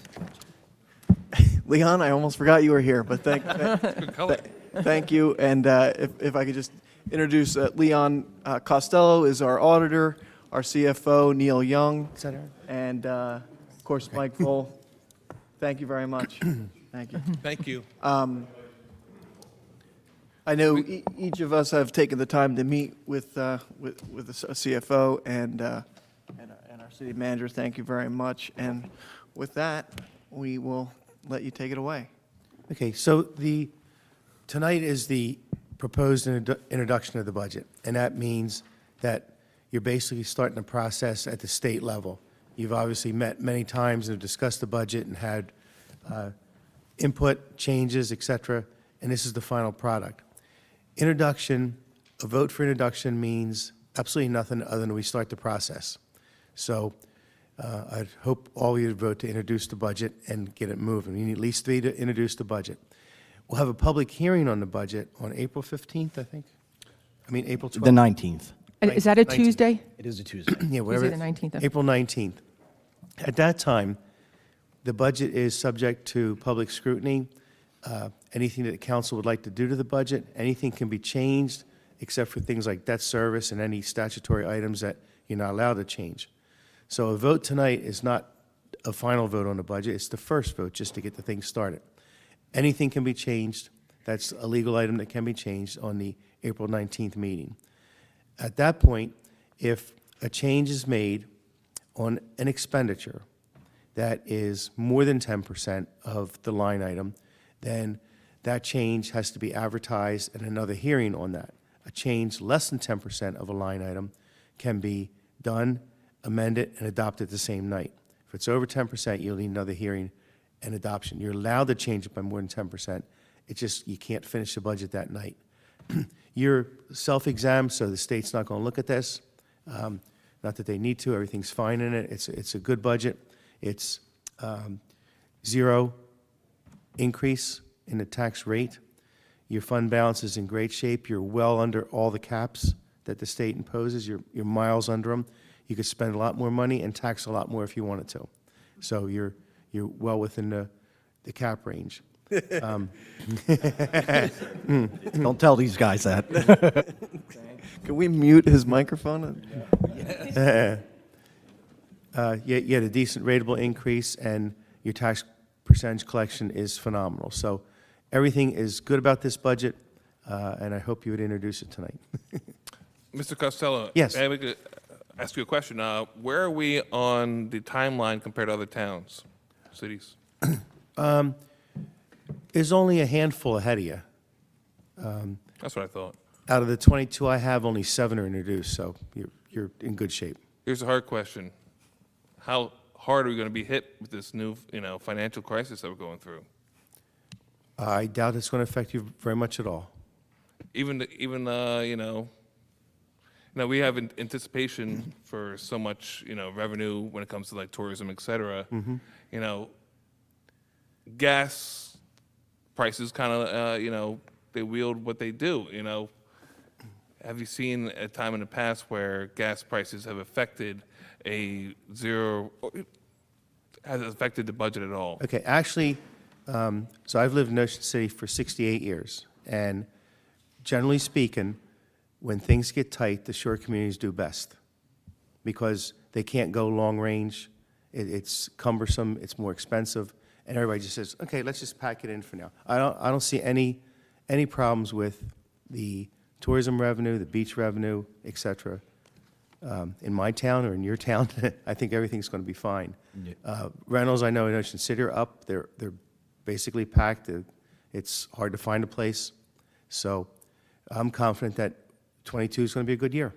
Oh, I say that because you're one of our top guys, and you've been with us for a long time, and you know what's going on. Yeah. I say that. I appreciate I'm not your concerned at all. candidness. And it's important to note, we've been through this just recently with COVID. We had one of our worst years we've ever had, and our financial situation still stayed pretty darn well through it. It's the best it's ever been. Yeah, and last year was our best year ever, so coming out of it was even better. Our fund balance in the current fund up 26%, water sewer 46%. So some of those rate increases that you did and on the bulk users, it worked. Beach utility from beach tags, our fund balance up 27%. So, and even in the tourism utility up 8.4%. So we barely had anything going on, and we were still we're doing well. We're in great financial shape, and you guys were talking about a plan. This is your spending plan, and everything, we've went through it. I'm comfortable that everybody's questions were answered, and we hope to see you introduce it tonight. Thank you. Any, council, any questions for Leon and Neil? I have a couple questions, and we all met individually with Neil, which, again, I'm disappointed that we didn't do it as a whole, because I would like to have heard other people's questions and the answers to them. I tried to share what I had, but... Deputy Mayor, you do know, obviously, just for the public, we can't do that. Why not? For sunshine reasons. No. Well, that's why... Constitutes a meeting. Yeah, and that's Three why I of us thought together that... talking about any city council business. Right, no, but that's why I thought we could do it at the council table, which other councils have done, talked to, and had their questions answered as a whole in front of Neil and the city manager, So, which... see, that's what we're doing. Well, I actually spent a couple hours with them, and it's a shame that the other people on this table, we couldn't have done it at the table where they could have heard my questions and my answers. I had brought it up at the last council meeting, and one of the things I'd like to do is put the jitney expenses underneath the tourism utility. And that's one of the things I'd like to have moved. Yeah, so her thought is to move, which it's currently in the general admin budget, we'd have to move revenue and expense out of current fund into tourism utility. We had a little bit of a discussion on that, and given the unknowns of what the transportation service is going to be, my suggestion would be to leave it alone for now. For the future, it's not a bad idea. Say next year's budget, pop it in, because it really has no effect. We're taking occupancy tax out of this fund, we're popping it into that fund, taking the jitney expense out of the current fund, putting it into the tourism utility. Really, there's no effect budgetarily to it. It's just a way of putting that expense if we consider it a tourism utility expense. Well, I thought the reason why we had the jitney out of the current fund was because it was associated with the parking meters. Yeah, we raised the parking meters. That was parking what we- meters around the mall. You're absolutely Year right. round, and that way it was coupling the fact that, hey, you want to pay for premium parking, go for it, or not, park for free and get a ride in town. It benefits everybody because we raised the prices of parking meters. That was the original intent. I agree, Mr. And in Meyer. either case, it will be a line item. It's in the current fund right now, line. and yeah, as a line line item. There's a tourism expense in the manager's budget for it. But not to say that we can't talk about that in the future. Or even, Right, well, I'm just saying it,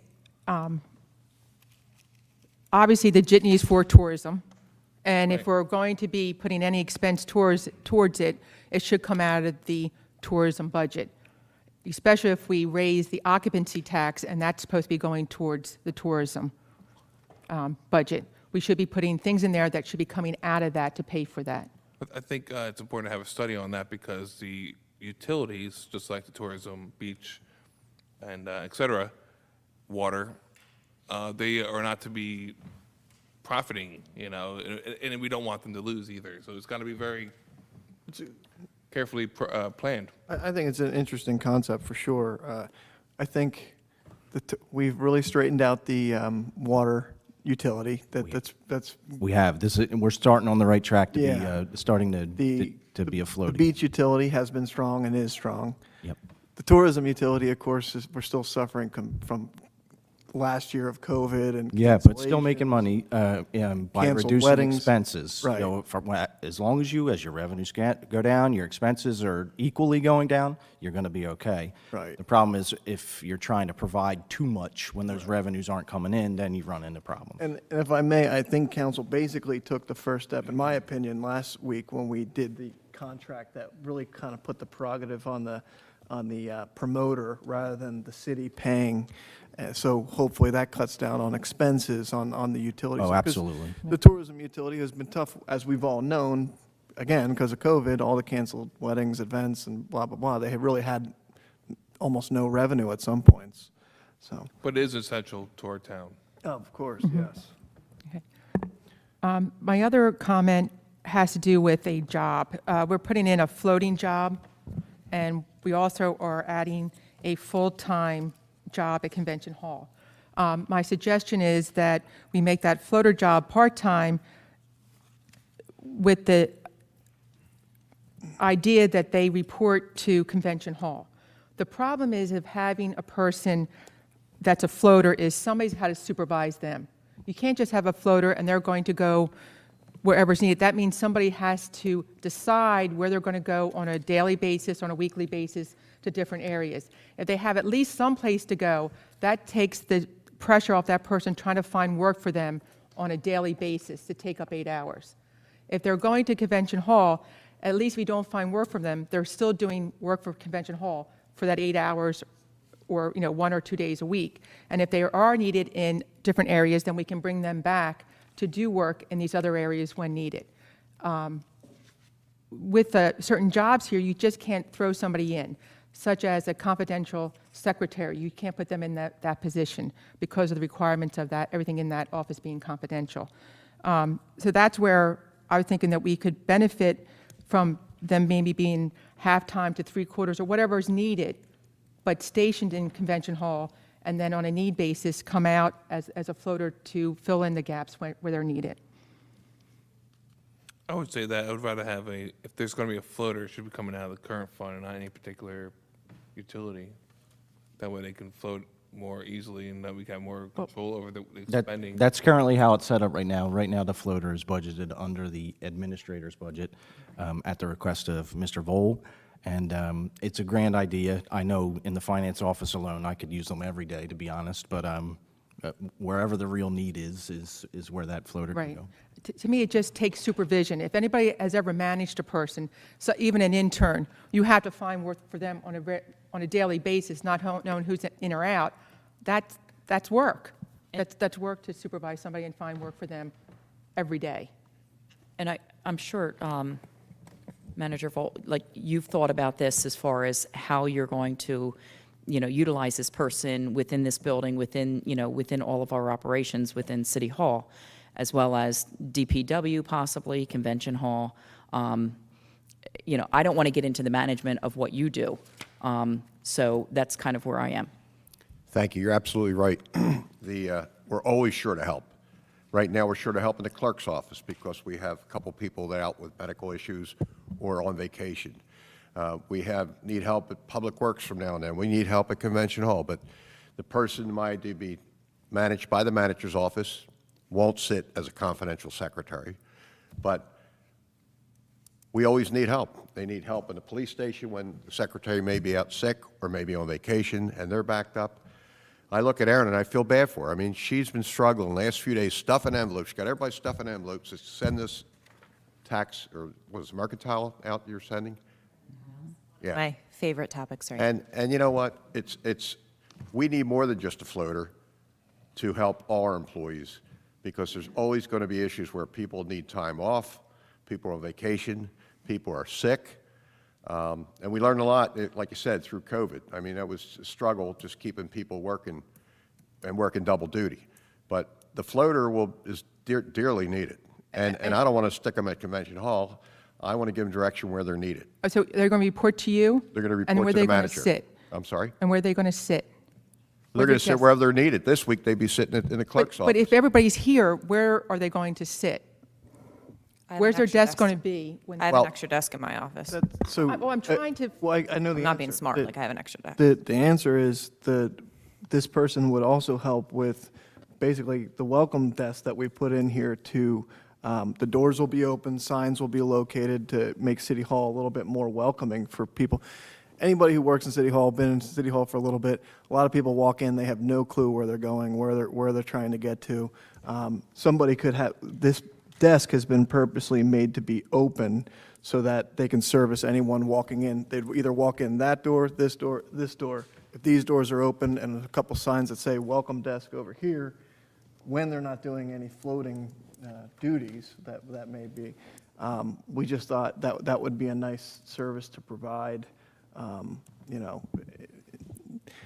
especially now that we don't have a dispatch here. Dispatch now, of course, is at the county. So there used to be people behind that, you couldn't see them behind the bulletproof glass, but they could help. Mayor, if I may Sure. add on to that, I think it's called attrition, right? When you have,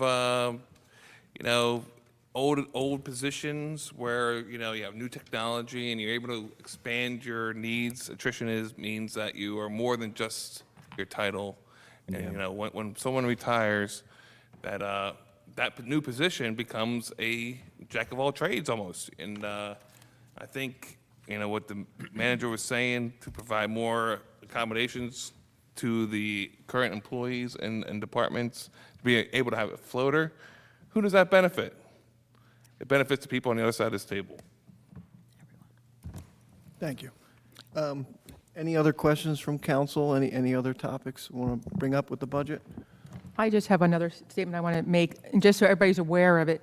A lot of the unions we gave 2 to 3% raises with, and they're the workers, they're making the lowest money here in the city, and we gave them 2 to 3%. The white-collar workers, just so everybody's aware, in this budget, we're giving 4%. Not that they're not worth it, but I like to be fair, and this, to me, isn't in the idea of being fair. The people that are making more money are getting a higher raise. The people making less money, we gave less of a raise to. And that is just a point that I'm pointing out. Okay. Any other questions from council?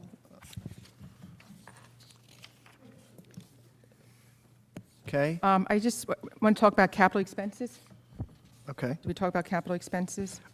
Can I just finish with the budget and then capital? Oh, sure. Yeah. Yep. Okay, so just as a reminder to everyone, Leon, can you do your little quick spiel on we are April 19th for the second reading and approval of the budget. We have obviously just over a month. If you do have any other questions or comments, please give them to city manager and Neil Young, and we can get back to anyone on those. Right, so the procedure will be on the 19th, you open up the budget for a public hearing to the public. After the public's done, then there would be maybe a recommendation from council for an amendment for something. If there's no recommendation for amendment, then it'll be a request for a vote to adopt the budget. So remember, it's still open on April 19th. Yep. Working document. Yeah, and for the public that's here tonight and watching online, the budget is on the website as we speak. I put it on there this afternoon so everyone would have it. And feel free to comment and let the city council know of any of your concerns and me as well. Great, thank you. Yeah, so reiterate, the budget in its entirety is on the website, so Correct. you can go capemayscity.com now and take a look. Correct. Capital? Capital. A couple questions or suggestions. I was just going to go down the list that Neil gave us. I guess, Neil, $120,000 for the kiosks, right? And we're just replacing what we have. Yes, the thought there from Public Works was to replace the ones around the mall. They're 10 years old or so. You see the parking meter refunds that come out of it. Is there a better way to, one, keep up with technology, and two, maybe eliminate some of that issue of issuing refunds for $1 at a time? So maybe the newer machines won't either A, take dollar bills, or B, if it does take cash, then maybe there's a minimum before a refund is issued. Or city council decides altogether no refunds. Yeah. That's up to you guys. And I just want to bring up the conversation we had about this, because I had asked you, and you had looked into it, possibly leasing these kiosks because of the fact if we lease them, then we're not buying them. And also with the fact that in the future, everybody has a smartphone and you can pay on your phone. Is it worthwhile to invest this much money into kiosks if in the future, in the next couple of years, we kind of want to go without them? Yeah, right. So the point there, Department of Public Works and the Deputy Manager Belasco had looked into the leasing aspect. The two companies they discussed with do not lease. They kind of just give you a payment term just like you would with financing. So there was no leasing capability with those two outfits. I think for the next 5 to 7 years, you're still going to have folks that don't know how to use a smartphone, and I think we have to accommodate to that. A lot of the visitors may be older in age, and I think for now, we still have to accommodate it. Not everybody knows how to use Park Mobile. My parents still don't, and I can say that because they're not going to be watching. Oh, my God. No, and I'm not talking about doing it now. I'm talking about maybe keeping these kiosks for a little longer until. Yeah, ultimately, it's, just know the back of the budget is just a plan. You don't have to purchase any item in the back of this budget. But if you guys so choose, put it to a bond ordinance, and it'll fund that project. I have a question for you, though, because when I went to go meet with the Department of Public Works, there was something mentioned about the technology within the current machines that we have, something from, a 3G to a 4G or 5G, where it's Right not now, acceptable. I believe Manager Belasco today, Deputy Manager Belasco told me about, they are 4G, so at least we're just about there. If Okay. everything goes 5G, then we're out of technology again. But just when you look at these machines, they're old, and they really do need to be, in my opinion, updated. They're not the easiest to use. People get frustrated, and I think we want to provide a better product to the public. And we would have that come before council, Yeah, this would ultimately This is be funded by a bond ordinance, so it's something that 4 of you guys would need to vote on. something we can think about in the meantime is what we want to do going forward. Obviously, it's in the budget. Yeah, just in the Available. back, in the spending, capital spending plan. It's just a plan. There's nothing, no dollars Just are a being quick comment dictated. on the capital. the sheets 40B, C, and D have no authority whatsoever to spend one penny of that. It's just a plan.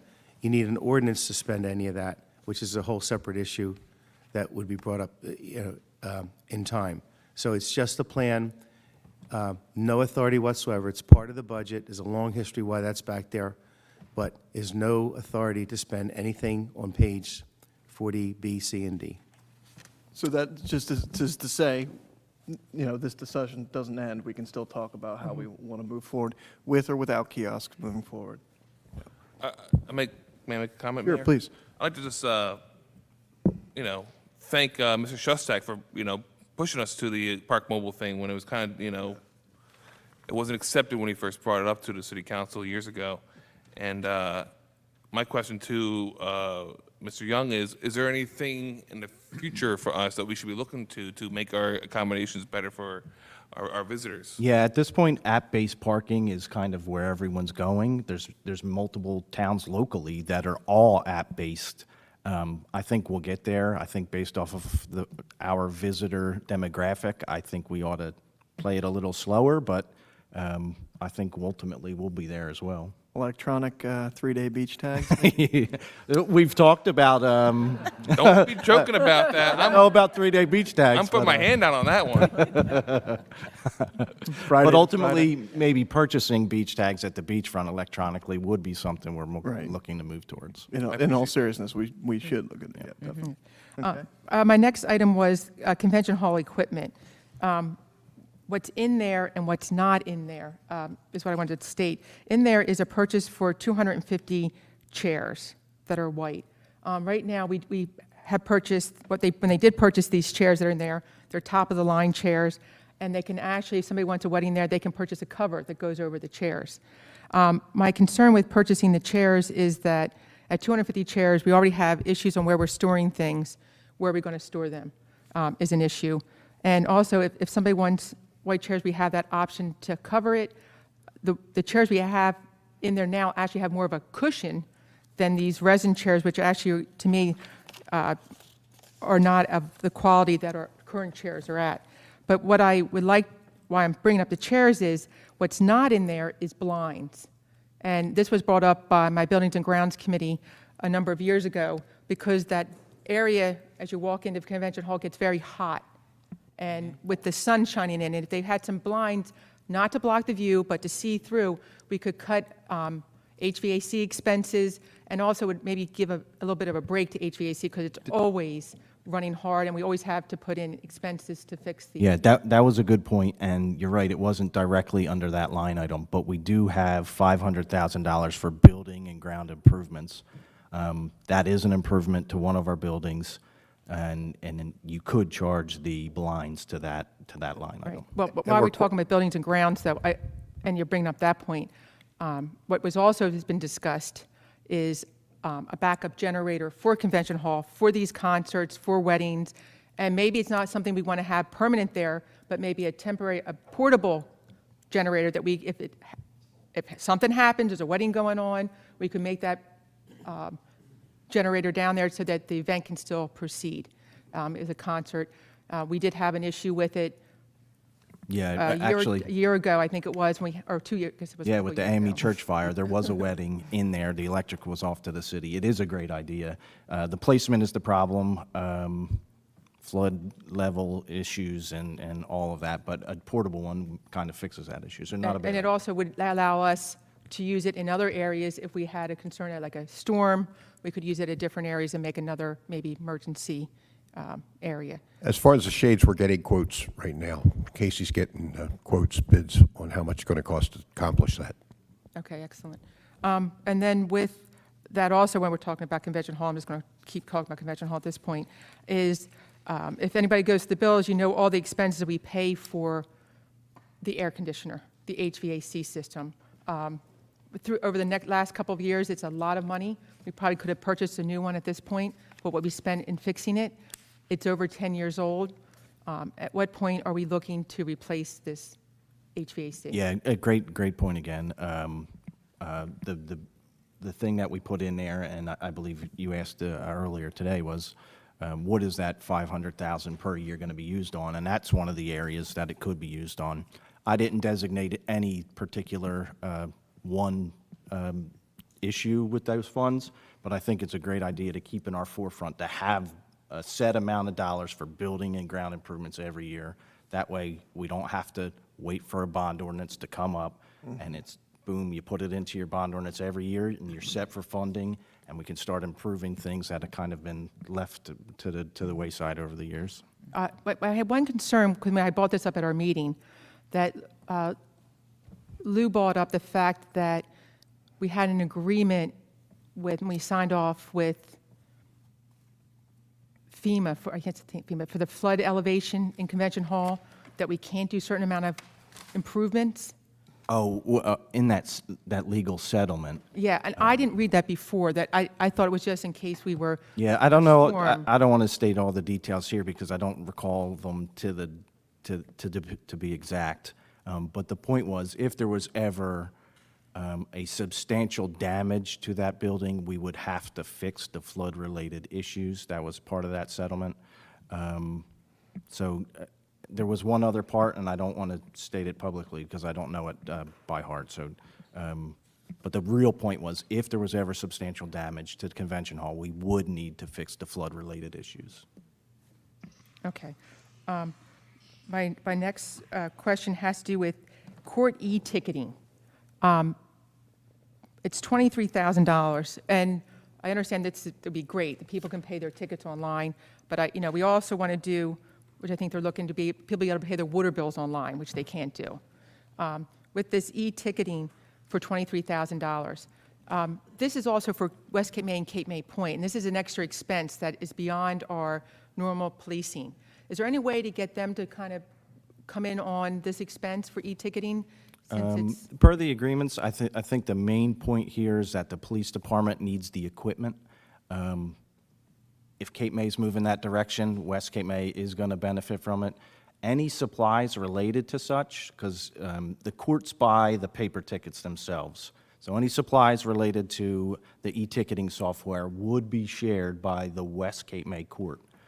They would be buying their own paper, their own, whatever's needed for them. But the machines, no matter where we are going to be housed by the police department. Note that the West Cape May and Cape May Point give the city of Cape May, by a shared service agreement, nearly $800 and some thousand every year. So in my mind, they are already contributing to said purchase, and we kind of got to leave it at that. Okay, well, I'm not going to get into our agreement with them because the city of Cape May pays even more for their police for the same protection as West Cape May and Cape May Point. But I just want to point out one thing we had talked about that you brought up, and that has to do with the SCADA system upgrade, because I think that's really important. Yeah. I want to be yeah. that, but Yeah, so one of the items in your capital plan is the Scada system upgrade. It is the computers, the brains of the water system operation. It is older, and the water and sewer department is looking to it. But that is sensitive too. Yeah, oh, yeah. Yeah, Oh, yeah. clearly sensitive. Yeah. But, so We're needed. increasing our security. Yes, indeed. But it is a good, it's a good thing. yeah, I mean, I don't know if people have really understood what that was for.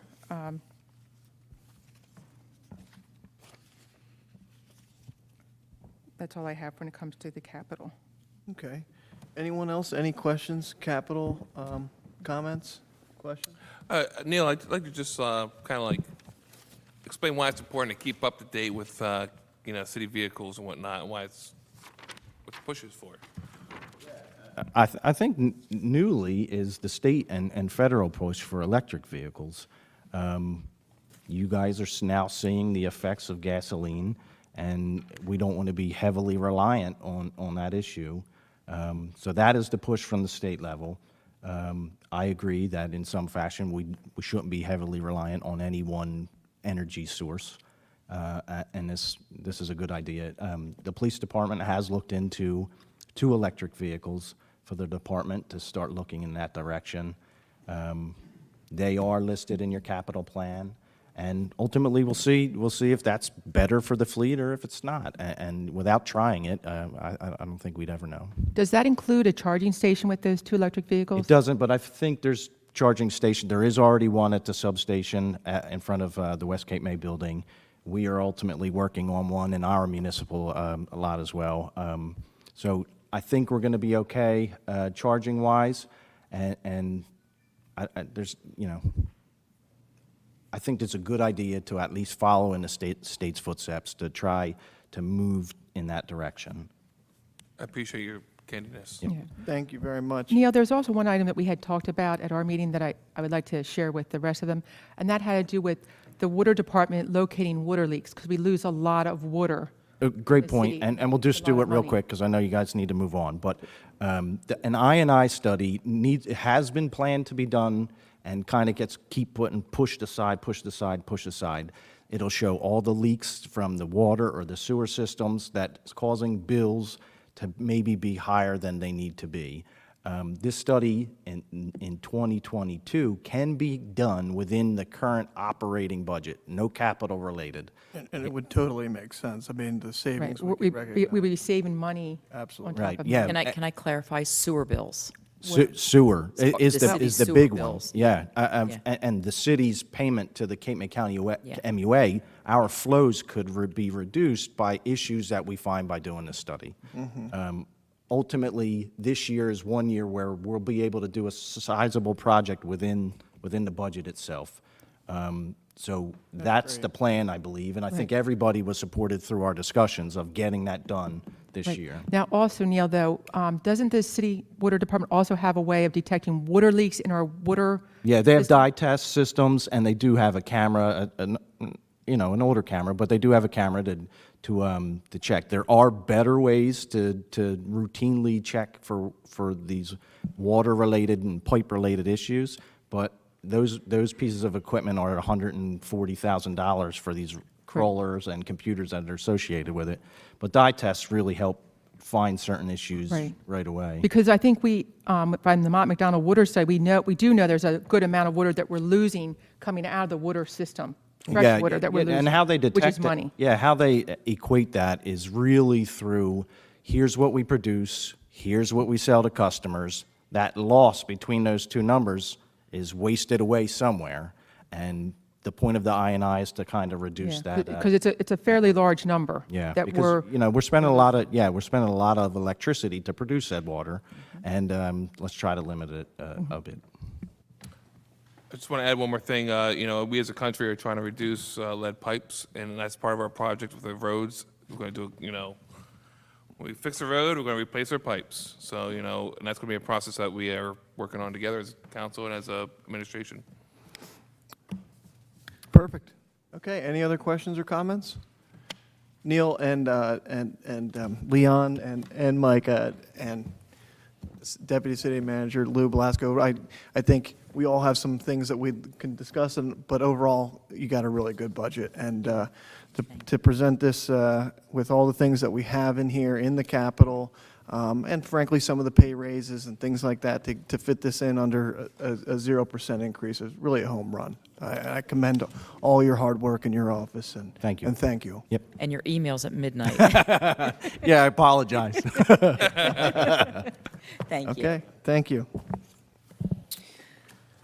Mayor, we have ordinances for introduction next on the agenda. Okay.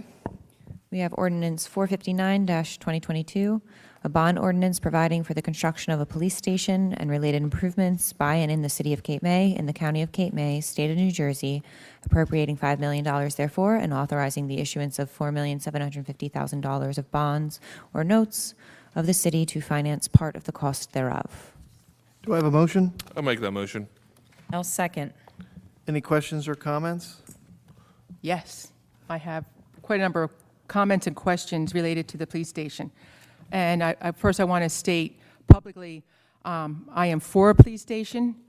The reason why I'm upset is I don't think we did the open and transparent method of going through deciding on where this police station is going.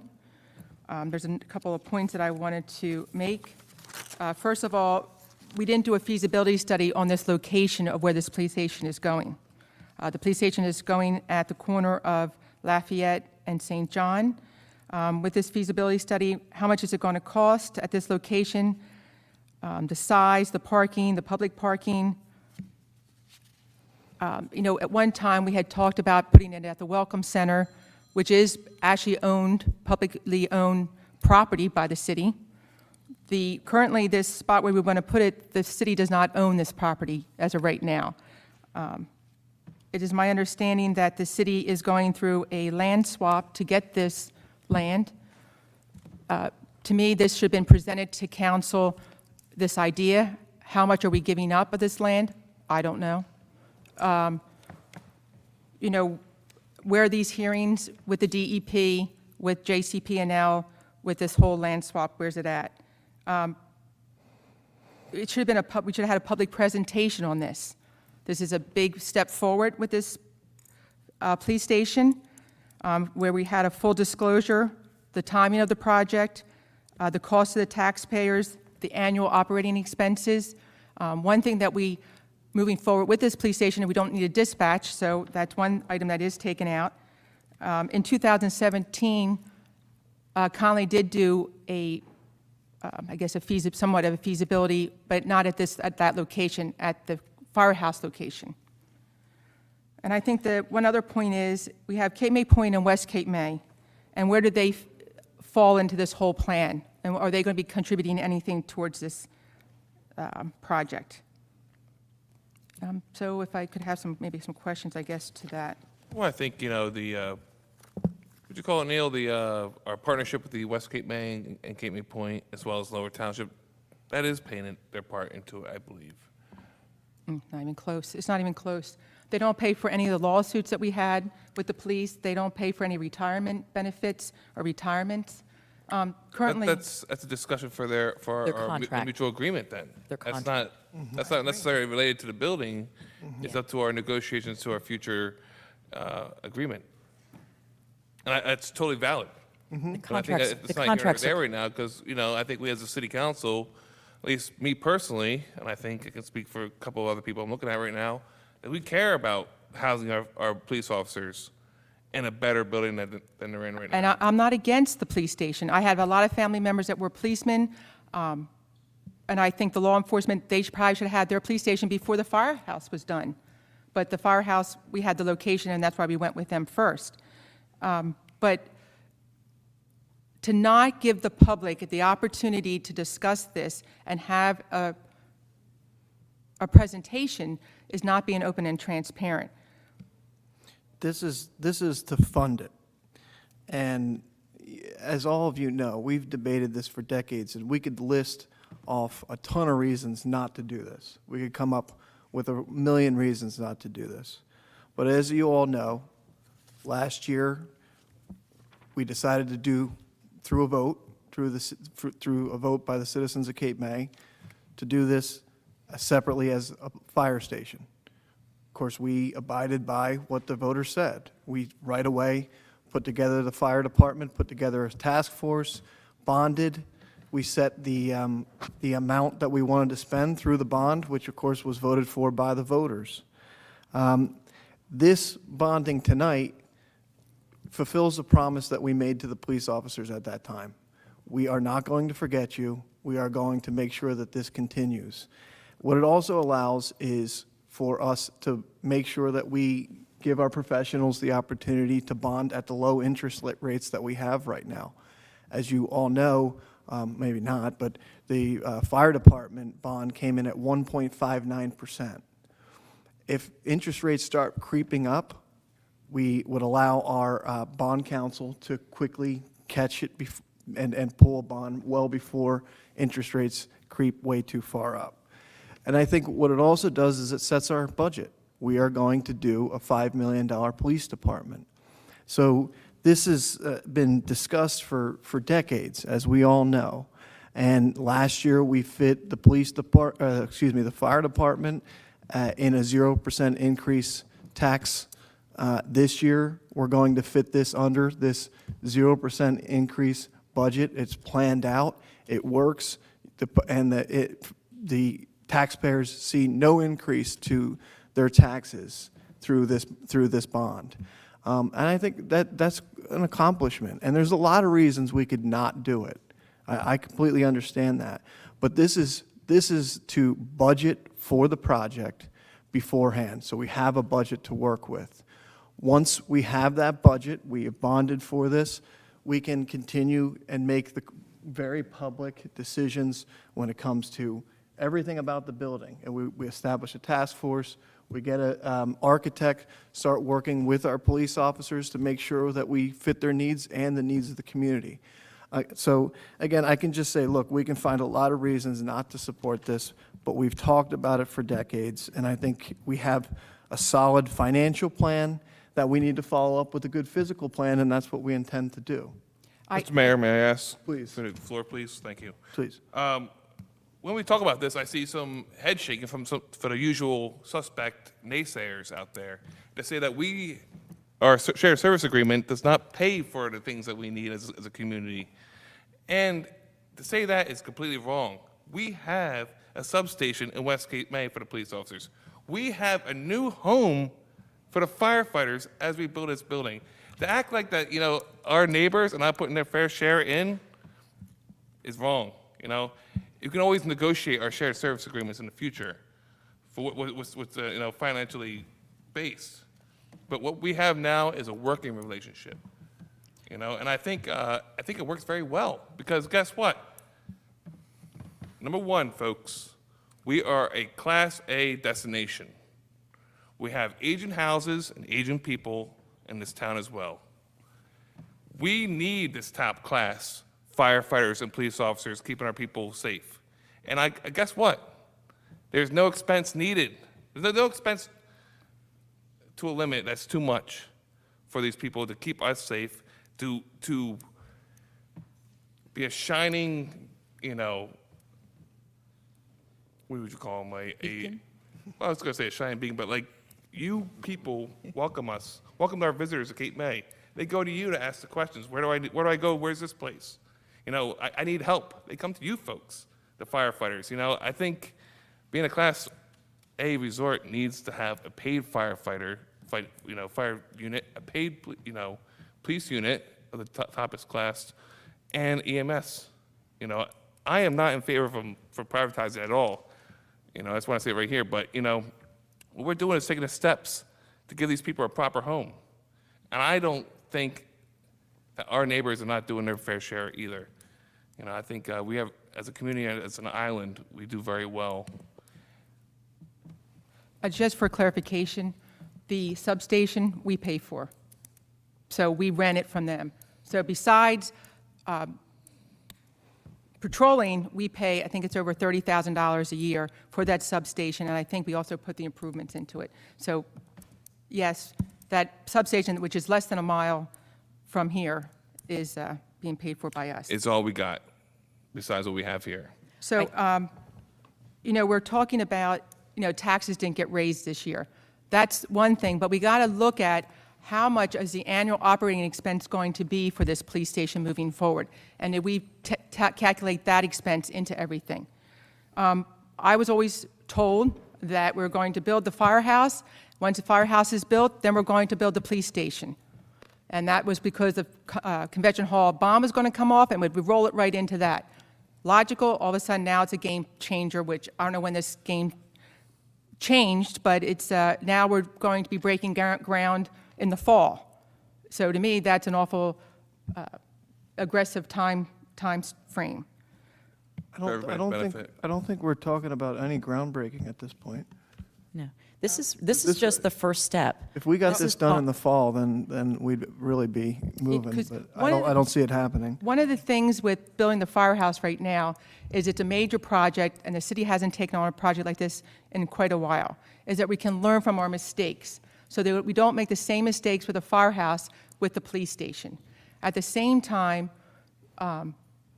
we can move forward and making those changes so there can be a building. We don't know if the firehouse is going to go over budget. What are we going to do about that and compensate for that?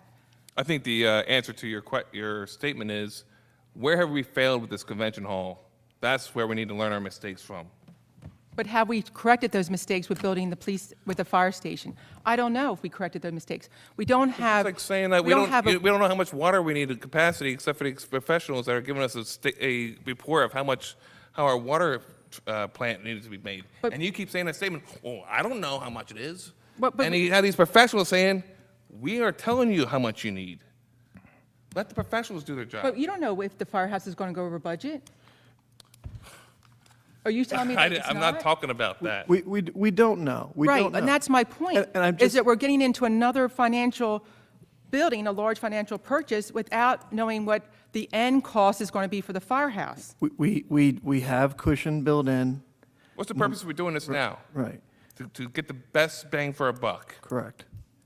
Any other questions or comments? Well, my one comment is that doing this bond now is a very smart thing. We need the approval to have this bond done now because nobody here knows where interest rates are going to be going between now and the point in time when we start building this. And as a finance guy, I say, at least get our finance people the ability to lock in as soon as they see that we have to be locked in. So for that reason, I support doing the bond right away. Thank you. I think we as a council are not finalized on the location per se, the orientation of the park. Everything. Even though the committee needs to be a part of this as well, but we are moving forward because it's prudent.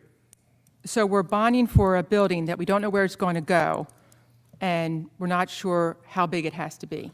Leon, do you have We're looking. this best to do for us to do now? For location, we are looking, if I may, for location, Fair. we have a scoping meeting on April 18th to look at the corner of St. John and Lafayette Street for the police department.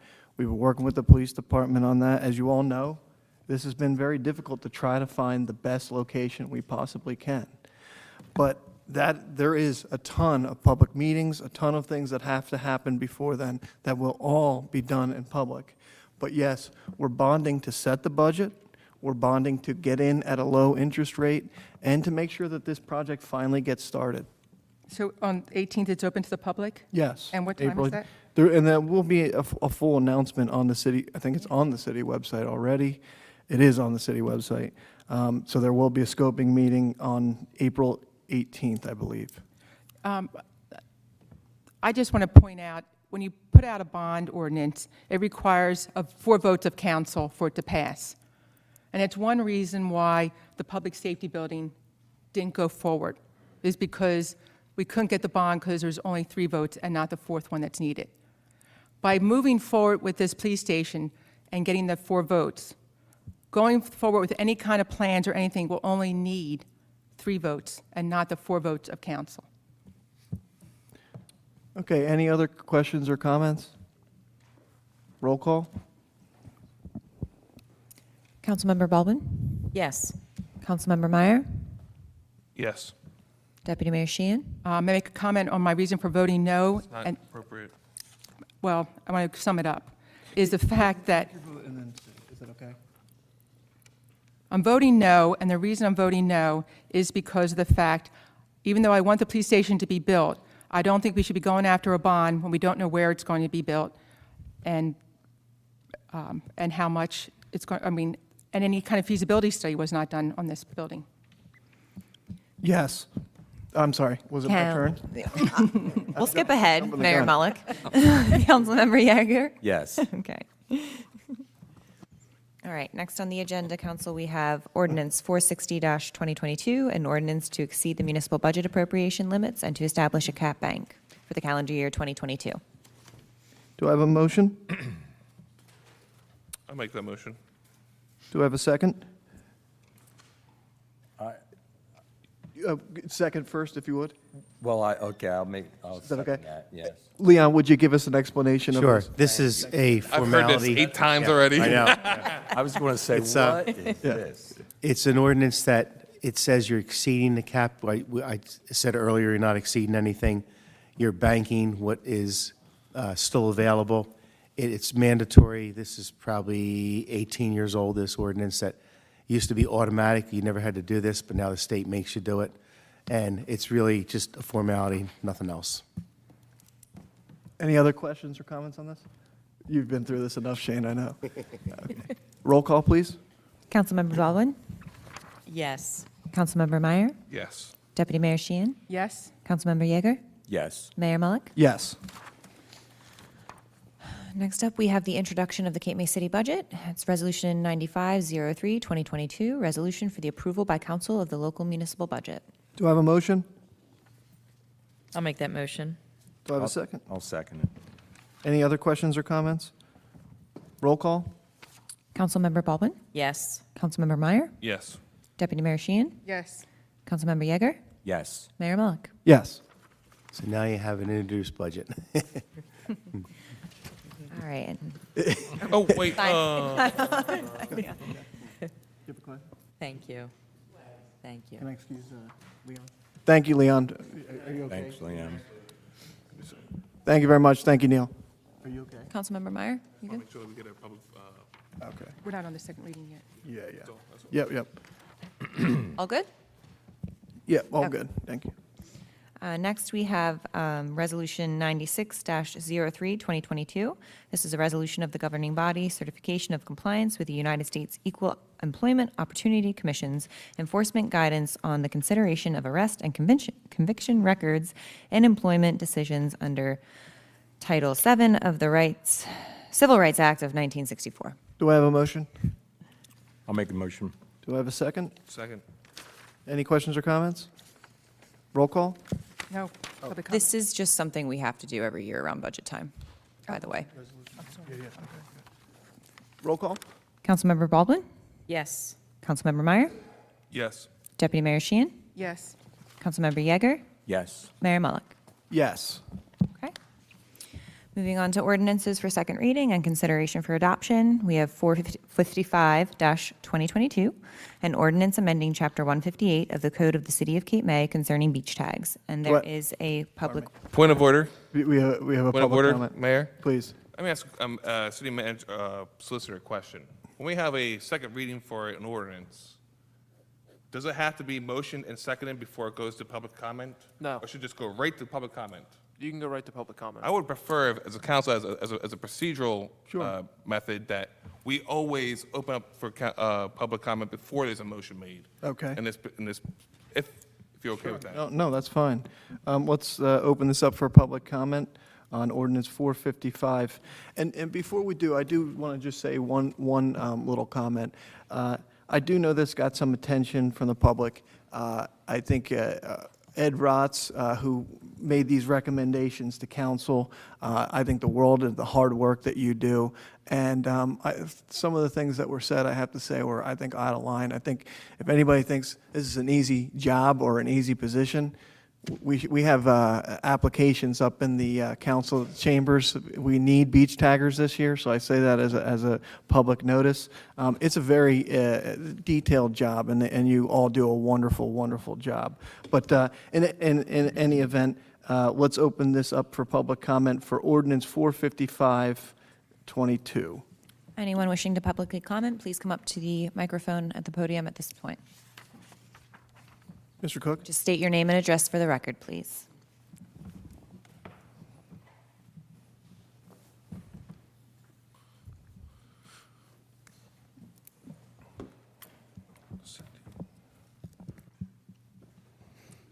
I'm John Cook, and I live at 21 South Broadway.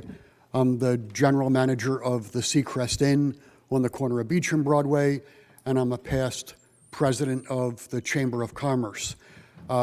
Just initially addressing the mayor's comment about any remarks about this issue that were made, on one of my Facebook groups, we did conduct a survey using some of the verbiage in the Star and Waves article that the 3-day beach tag was inconvenient. Hospitality business is not always convenient. There's a lot of difficult jobs within the hospitality industry.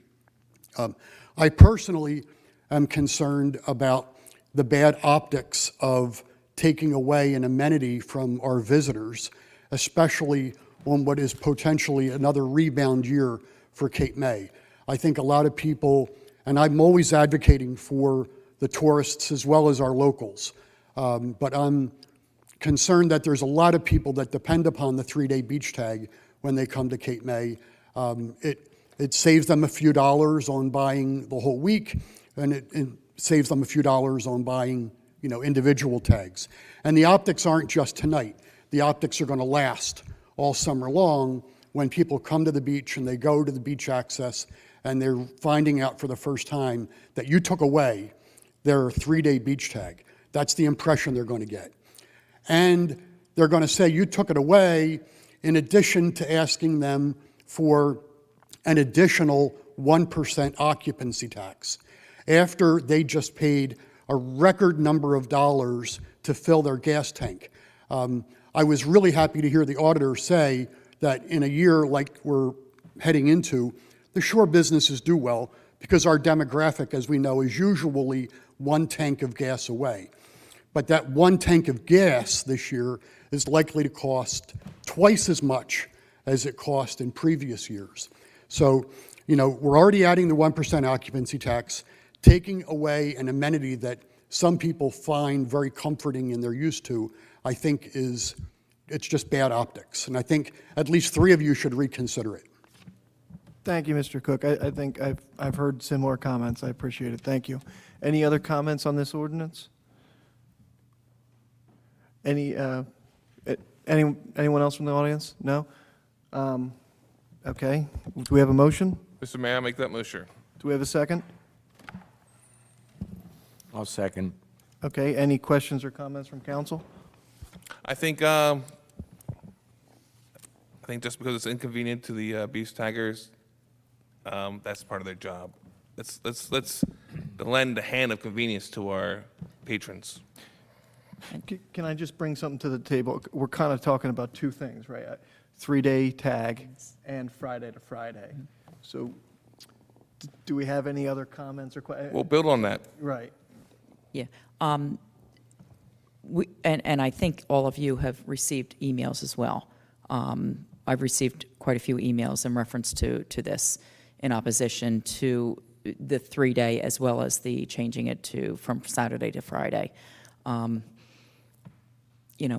There's a lot out there on Facebook. I'm concerned if we do this, yes, exactly, what are the optics? What is it going to look like? And that's the process. That's the governmental process. That's why we go through the introduction. We look at what everybody has brought to us.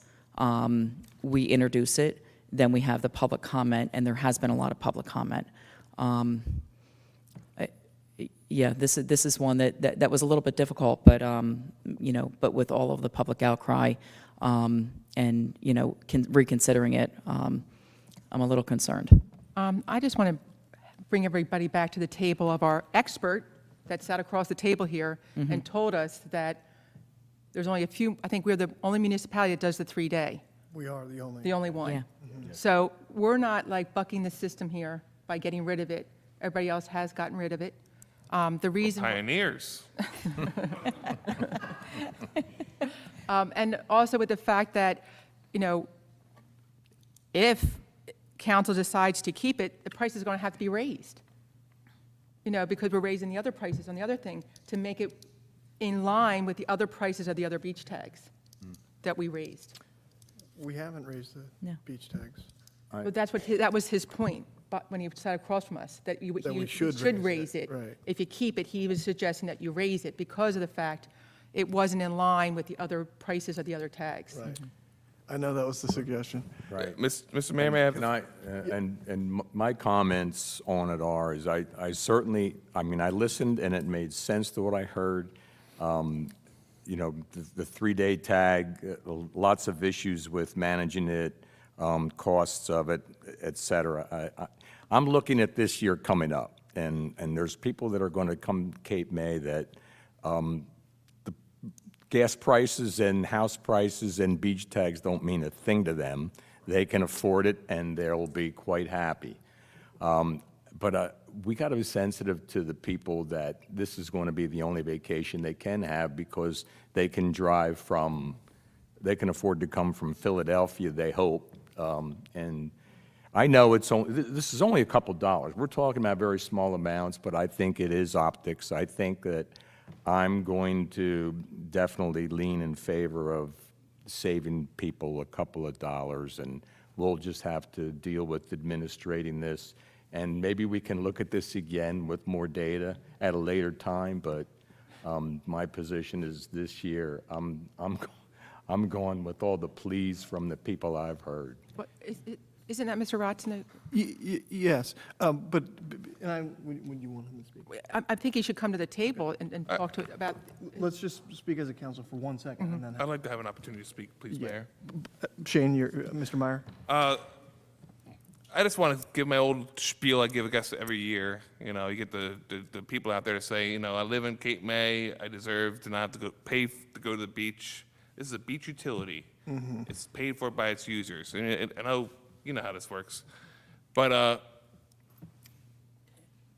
Mrs. Smith, who lives on a fixed income on Washington Ave, you know, she doesn't have to pay for the beach because she doesn't go to the beach. That's her right.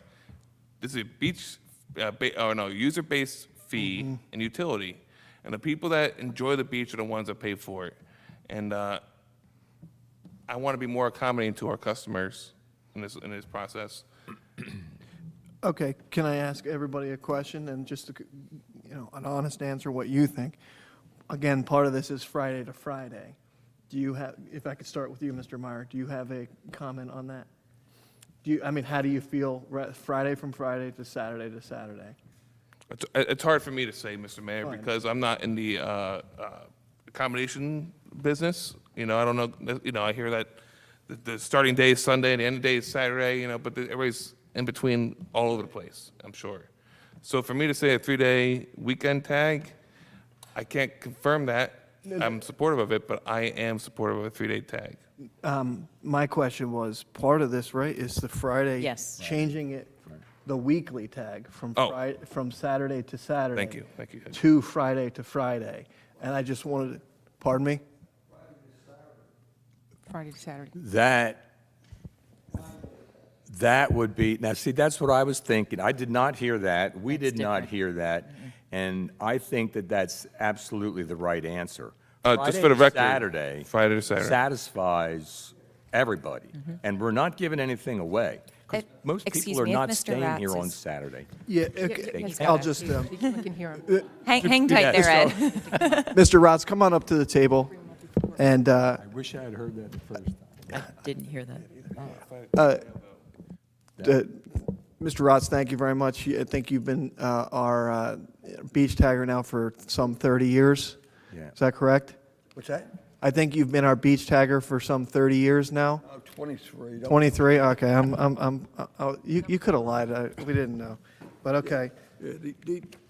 First of all, Thank you. the city was ultra generous last year with the 3-day tag by giving the third-day visitor not just a savings, but gave the third-day visitor a free tag for the whole day, and then gave them $1 on Tuesday besides. Every other community that don't have a three-day tag, they weave it into their weekly tag, and Ocean City, Sea Isle, Cape May Point, you save $5 on your third day that you visit that town.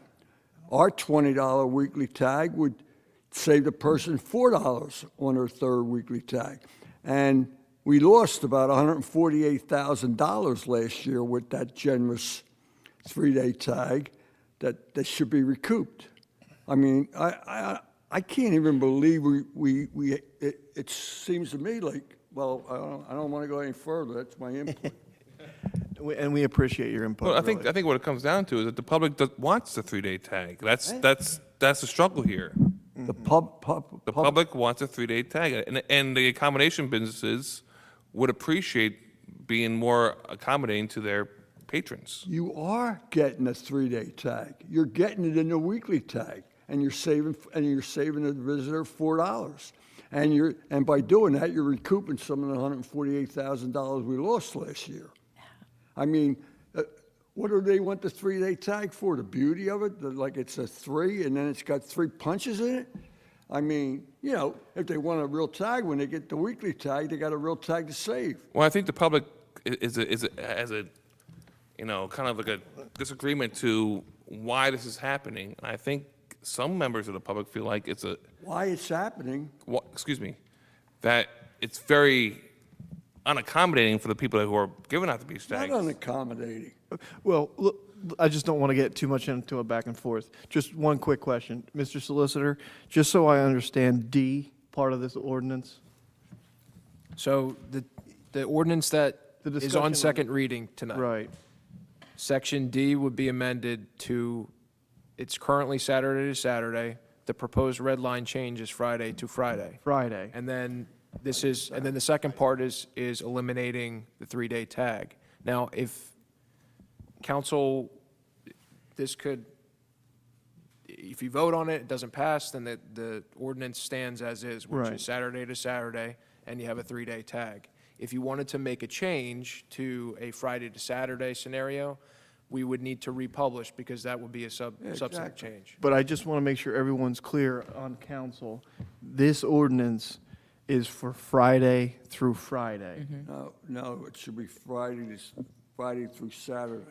Then you got the whole season covered. So that's what I'm saying, there's a difference between what you're saying and what the ordinance actually says. So I just want to make sure everyone's clear, that's all. Okay. I think, personally,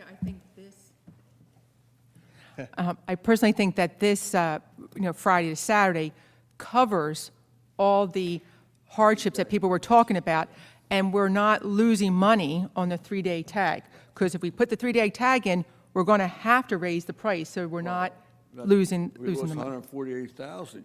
Yeah, you got to raise the price, and it's going to be so close. And then, besides, why aren't the other 300 or 35 beach communities up to Sandy Hook have a 3-day tag? And Because what- it's not needed. Can you tell us what is the price of that weekly again? What's this? What's the price of the weekly? Last year? No, this year. Last year, the 3-day? This You year, asking- weekly. This year's weekly. 2022 weekly pass, 20. 20. 20. And what was the, The daily's $8, so it's $16. So somebody coming for a third day is saving $4. Ocean City, Sea Isle, and Cape May Point are saving $5. So we're giving them one less dollar savings. But I mean, come on. I mean, it's almost impossible to enforce. It's labor intensive. With the punching, it's colors changing. Well, we think that's what the motive is, to get rid of it, is the labor intensiveness. And point of order, Mr. Mayor, I think that, we have opened up to the public, we've made our motion in a second, we've gone through discussion, we've invited our professional to give us some input, but I think there is no opportunity for the public to rebut. Well, can I just make one point? I want to make one point. A daily is $8, Yes. right? They go for 3 days, $24, Right, right? We're selling the weekly for 20. right. Right. I'm hearing Okay. it's cumbersome we have a and not 3-day convenient tag. for the employees, and I just don't want to Shane. hear that. We have a Okay, 3-day I have tag. to- It's just buried into the weekly tag. We Yeah. have a 3-day tag. Okay, I just want to tourists reel are us in saving here. $4. Does anyone have any other questions for Mr. Rotz? Any questions? Okay. Thank you, Mr. Rotz. I right, appreciate it. thank you. If there is any further public comment, I would be fine to entertain that. I just think it's fair, understand. give a We've rebuttal. talked a lot. Sir. Sir. To the mic, if you would. You're going to be timed over there. Thank you, Mr. Won't take long. Thank you, Mr. Crowley. Dennis Crowley, 806 Lafayette Street.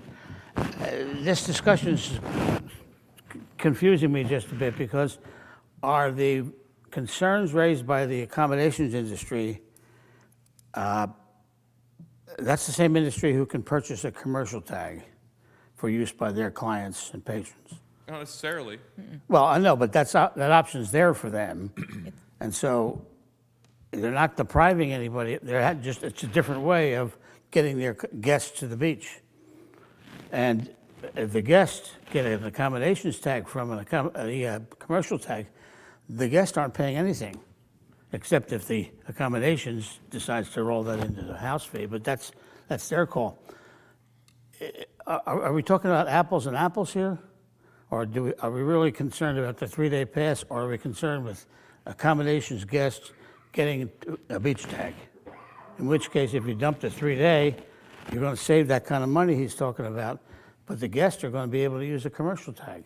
I don't know the difference. All right, well, I don't understand. I mean, if it cost us $150,000 last year, that means that a lot of people bought 3-day tags. Correct. And so that's what kind of people buy 3-day tags. I think that they're coming down. Maybe they're staying in a house as a guest for just a couple of days. They don't have enough seasonal tags, et cetera.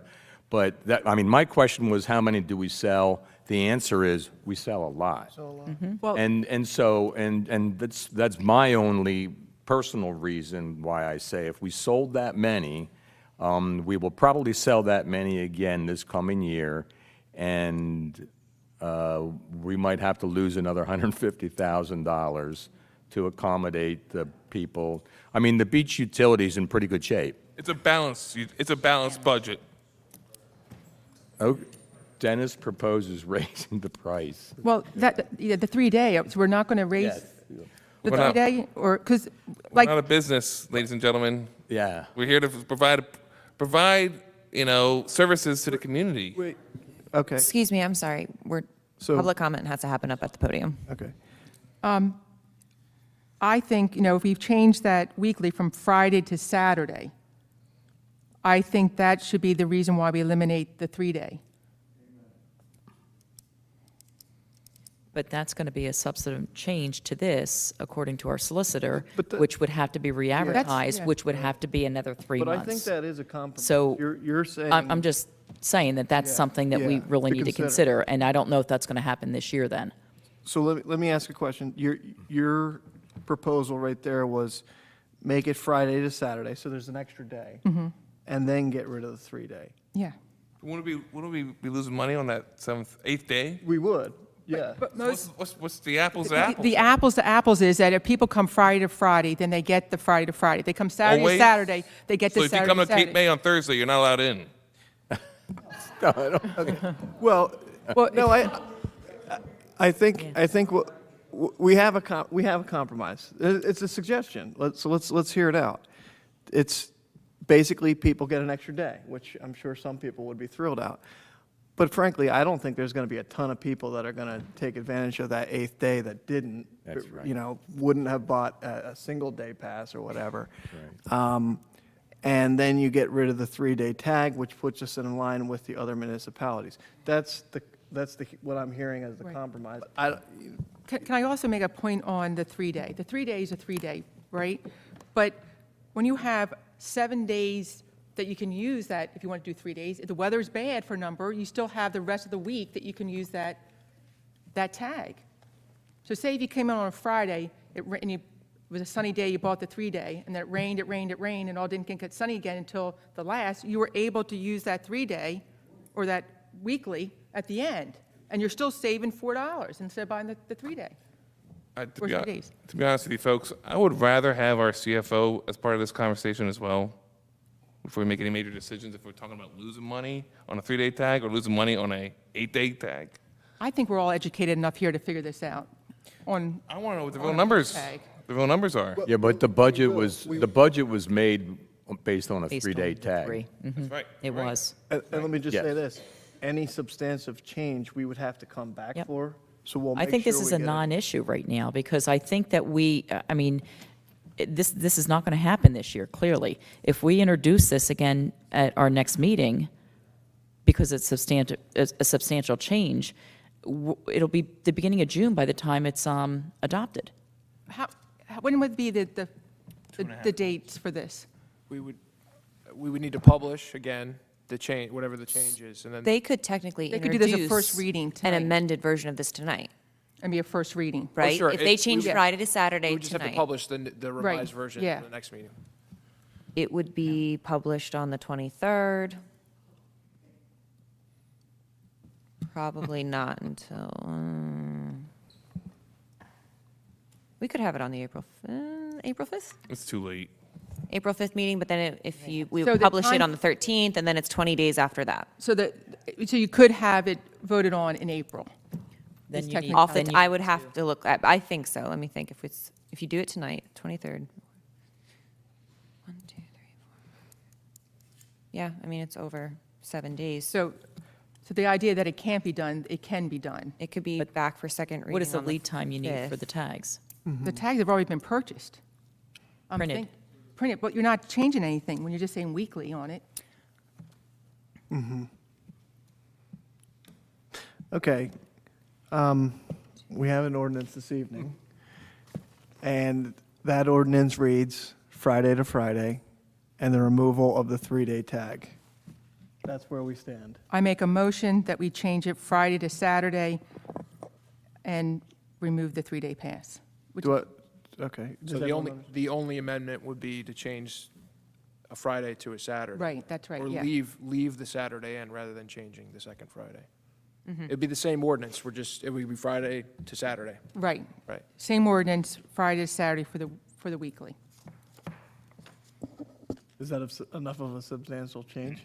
Well, D says Friday to Friday right now, I mean, right? I think, given the discussion, a change from Friday to Friday to Friday to Saturday is a substantial change. There's obviously a lot of public interest in this. Right. Okay. We have a motion. Do we have a second? I'll second it on behalf of discussion. Any discussion on that? Could you clarify the second that you motioned to? So Friday to Saturday, and still getting rid of the 3-day tag. So the only thing changed in the ordinance is that we're going from, instead of Friday to Friday, we're going Friday to Saturday. Do I dare make a motion within a motion? To That's say what it is. Friday to Saturday and keep the 3-day tag. I make that motion. No. That's a double change, huh? Well, That's a real substantial change. Yeah. Yeah. they're all substantial changes. Like, no matter what you do to this at this point, I think you're going to need to republish it. But the motion on the floor is to just change the Friday to Saturday, still getting rid of the 3-day tag. Council can vote on that motion, and Mr. Meyer, you can make another motion to amend again if you like. But I think No, we should- I didn't get a second, so I'm going to end it. I'm just going to give you my opinion. I've been kind of waiting to say this, but I do feel for our families that come to the beach. They want to have a little savings. I have 5. Luckily, 3 of them don't qualify for a beach tag yet. But when we travel, if I could save $4 to go for 3 days, I would appreciate that. To be blunt, we know it's $148,000, so it's no small amount of money to the city, but it is, you can consider that an advantage to Cape May. And perhaps, we don't know, but perhaps that does bring more people to the city that may not come. We don't know that. I do know, I think it would be, if I was a beach tagger, telling all those people that are expecting a 3-day tag all summer long that we no longer have it would not be a fun part of the job. Also, I think in the ordinance right now is Friday to Friday. I think, as all of us know, a lot of the rentals are Saturday to Saturday. That's in line, what currently is Saturday to Saturday is in line with the rental schedule, for better or for worse. It'd be nice if more rentals were on Fridays and Sundays so that everybody didn't come in town at one time and leave at one time, but that's a different subject. Those are my opinions. I really appreciate Ed's opinions. He's put so much effort into this. However, I do think, it's not a huge amount of money, and I think it does provide a little savings to some of the families who come to Cape May in summer. I just want to make one comment on the people that come for the extended weekends, Friday, Saturday, Sunday, Monday. You are, giving them the option with the weekly by it being Friday to Saturday. If it's not Friday to Saturday, then they would not be able, they would have to purchase a 3-day and a daily, whereas they could have just purchased the weekly. So, there's always ways to look at it, but by giving them that extra day on the weekly, you're covering more people's options for the weekend. being that it's Friday to Saturday. So if you come down on Friday, you get that whole weekend and maybe extended weekend. So I'm going to make Monday. I'm going to make a suggestion. It sounds like the timetable actually would work if somebody wanted to come up with a thought out suggestions No, with this ordinance. Well, I thought we were doing a first reading. We have a motion, it's on the table, we haven't voted yet, and that's We to have make... two motions on the table. Mr. Gillen-Schwartz, thank you. I'm sorry. The motion on the table was to amend the one that's in front of you to go from Friday to Saturday, still eliminate the 3-day tag. So that's the motion on the table right now. It's not first reading, Well, anything. that would be considered, if we vote for it, then that would be considered the first reading for this, right? Yeah, I mean, if you The vote, motion, sorry. go ahead. The motion would be to amend, and then you would vote to introduce as amended. Right. Okay. Okay, and then we start the clock again Right. and publishing and whatnot. I do have the stats on the amount of 3-day tags sold last year, if council is interested. I would love to hear that. I Okay. think everybody would. We sold 29,363 3-day tags, reflecting a 17%, I guess, of the total of tags sold. Mr. Yeager, did you hear that? We almost sold 30,000 3-day tags. 30,000 3-day tags? Almost. Almost. But, I'd like to amend it and put it back out there, because I think by making it Friday to Saturday, you're going to cover a lot of people's objections to this tag. Okay, so the motion on the floor currently right now is, could someone repeat that? Who made the motion? Motion to amend it to, it's currently Friday to Friday. You would be amending it to Friday to Saturday, and you would still be eliminating the 3-day tag. Do we have a second? We had a second? You gave the second. You were the second. Thank you. All right. Before roll call, I'm going to say I'm going to vote no to this because I think the best way to handle this would be to present a new ordinance for the next meeting if someone would like to do that. But I just want to say, also, Mayor, if you may, you gave that second to create a discussion on it, which I appreciate. okay, thank you. Roll call? Councilmember Baldwin? No? Excuse me. Councilmember Meyer? No. Deputy Mayor Sheehan? Yes? Councilmember Yeager? No. Mayor Mullick? No. Okay, motion on the existing ordinance. Do I have a motion? I'll make that motion. Do I have a second? I'll second. Again, I actually think that frankly, some of the intent of this ordinance was actually to go from Friday to Saturday. I think we heard that tonight. It clearly says in the ordinance Friday to Friday, and that's why I'll be voting no to this. I think, if we're going to go back out and redo this ordinance, we have to figure out, we're going to have to raise the 3-day tag, and what are we going to raise it to? And that should be a discussion, what we're going to be talking about now, if you want to reintroduce an ordinance at the next council meeting. I think as a practical matter, we as council should just explain our votes before a vote. If we want to do that, I think it's not necessarily the right time to explain your vote as you vote. And I didn't vote yet. I'm just saying that's proper procedure for city council members. Okay, any other questions or comments on this ordinance? Roll call? Councilmember Baldwin? No? Councilmember Meyer? No. Deputy Mayor Sheehan? No. Councilmember Yeager? No. Mayor Mullick? No. Okay. Okay. Next, we have the public portion on the resolutions only. Anybody wishing to publicly comment on the resolutions, please come up to the microphone, the podium, give your name and address, and please limit your comments to a 5-minute time frame. Anyone from the public have a comment on the resolutions? Seeing none, we can close public comment. Was there anything you'd like to remove from the consent agenda this evening? Consent agenda, council? I'd like to remove 10103.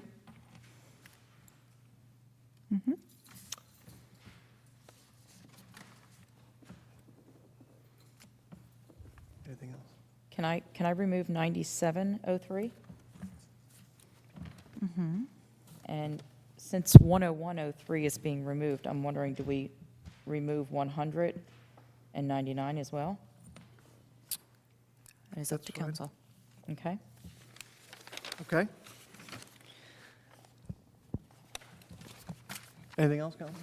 Would council like the added 10503 for professional services for Baltimore Avenue to be included on the consent agenda? I'll make a motion to put it on there. I like it pulled, because I wanted to talk about that. You want it separate? Okay. That's fine. Okay. Okay, Oh, that's cool. good. All set? So on the consent agenda this evening, we have the tax collector's annual report for 2021, the tax collector report for the month of January 2022, the police incident report for the month of February 2022, Resolution 9803, 2022, resolution awarding a contract for professional service advertising services in connection with the 2022 Summer Concert Series to Wiser Link. 10203, 2022, resolution for parking meter services. 10303, 2022, resolution authorizing an award of contract for the supply, delivery, and installation of steel building. And 10403, 2022, resolution for the payment of bills. Do I have a motion? I'll make that motion, Mayor. Second? Any comments? Roll call? Councilmember Baldwin? Yes. Councilmember Meyer? Yes. Deputy Mayor Sheehan? Yes. Councilmember Yeager? Yes. Mayor Mullick? Yes.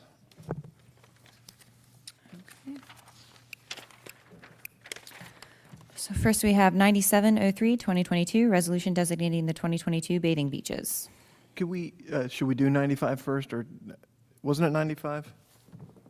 No, 97. 97. I don't think so. There is no 95, it's 105, you're thinking. Am I thinking 10? I'm sorry, I'm thinking 105. You were thinking 105. We've I already apologize. added that, and I was planning on doing that. I've never doubted you. No worries. It's been a long night. Do I have a motion for a 97? I'll make a motion. Do I have a second? Okay. Questions, comments? Yeah, the reason I pulled this from there is, in the first whereas, it said bathing and surfing beaches, and surfing beaches are not indicated in this. It's only bathing beaches. So I don't know if we remove surfing and then introduce that at a later date. I can tell you that I didn't draft this resolution. Okay. This is something we pass on an annual basis for years and years, so I couldn't even tell you who drafted this resolution. Okay. I know surfing beaches are identified in our code. Right. Right. But specifically, every year, we always identify the bathing beaches, and more specifically, it's the Schedule A about when they're open. Surfing beaches have never been addressed, other than whatever's in our code book. Then is there a reason to have then the word "and surfing" on here? I personally do not know. Well, Other the than it one thing is, always I has. think if we let the solicitor draft this, every beach will be a surfing beach, so that could be. No. Okay. What do you suggest, solicitor? Well, we clearly have surfing beaches. So I actually think it's a good idea to be clear about that from the get-go. And if this is a resolution, I'm sorry, Councilman Baldwin, did you mean to pull this and maybe clarify this for the next meeting, or? We can do that if that's okay. I mean, we just need to do it before the season. Right. Yeah. I think it's a good idea from just like a public notice perspective of where you can do certain things. So I would think that's a good idea. I'd like to add it to that, just because it's a beach, a portion of that beach might be for surfing as well. So we need to get a lot of input from our lifeguards. Actually, I don't even see Cove Beach listed here. Uh, Do you see it? Oh, that's not what's- Well, it's getting late. Should we table this and Yeah. and come back with that? We can easily clarify that mean- for the next meeting. Yeah, the title is designating bathing beaches, so maybe they're just saying, hey, in our code book, we're authorized to regulate bathing and surfing beaches, and now we're going to regulate the bathing Well, I don't beaches. want to, if we create a definition of what surfing and bathing is that going to be a ordinance? It might already be in our code book, I don't know. Because if we have to change our code book, it would be an ordinance. I don't think we necessarily need to go to that degree to designate, as an administrative item where you want certain things to happen. I don't want that to happen either. Yeah, I think there's sufficient authority in the code book to make this designation if council wants to do that. For surfing beaches as Sure. well. And I'm okay with that. So do you want a motion to table? I'll this? motion to table it. I'll second that motion. Are we tabling to the next meeting or indefinitely? Next meeting. That's my intent. I think the Cove is Third Avenue. Table, so the motion is to table until April 5th's meeting. That's right.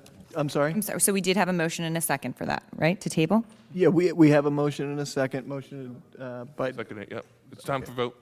Councilwoman Baldwin motion. Oh, okay, Meyer- good. Meyer Roll call, seconded. please. Yes, thank you. Councilmember Baldwin? Yes. Councilmember Meyer? Yes. Deputy Mayor Sheehan? Yes.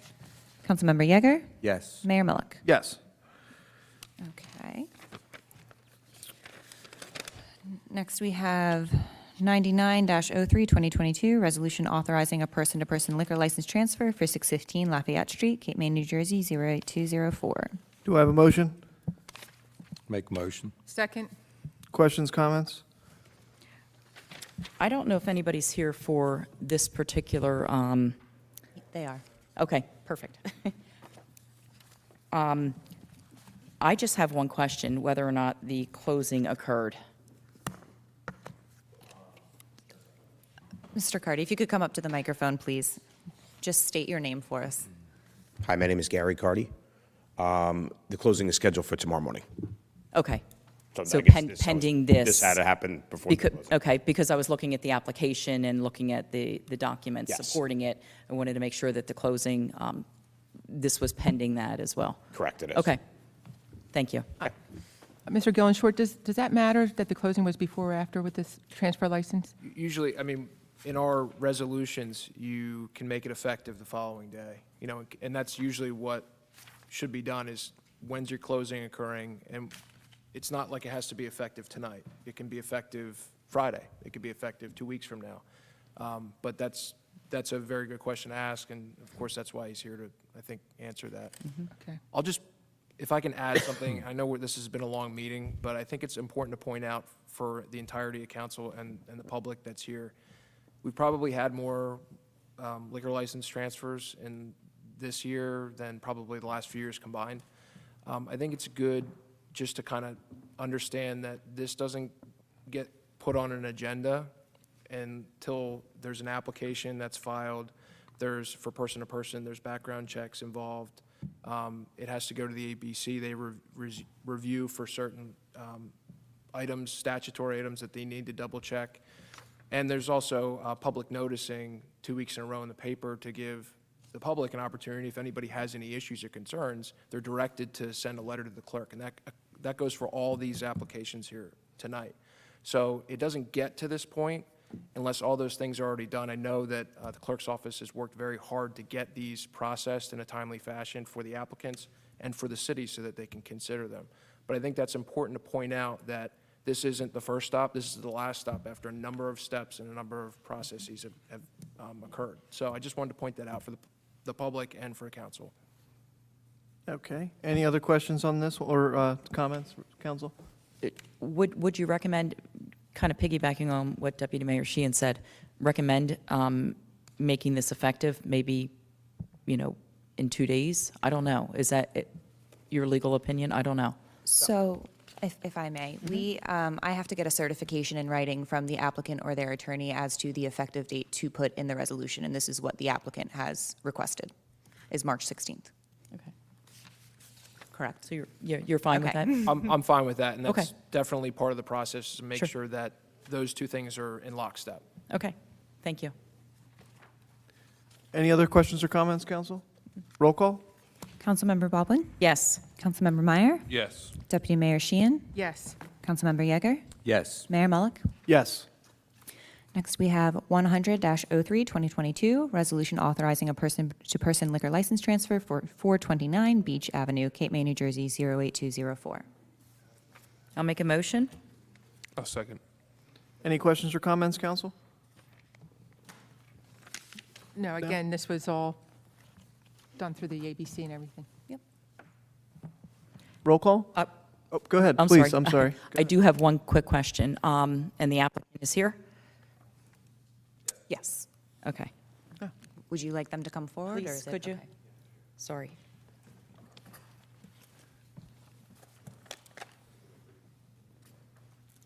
The same question to you. Did the closing occur? The closing's tomorrow morning. It is tomorrow Yeah, as same well. thing. And so you're not leasing the building because that's what part of the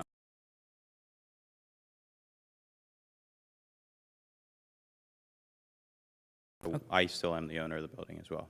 Okay. Just for the record, because I know the clerk's going to ask, could you state your name and address? La Chacona Hammer and 1269 Lafayette Street. Thank you. Thank you. Thank you. Thank you. I'm sorry, can you just clarify your question about leasing and, Okay, in the application, it stated that, that he was leasing the building, and it was leased, I guess, if you can clarify this, I think through the corporation or the LLC, it's being leased to the business?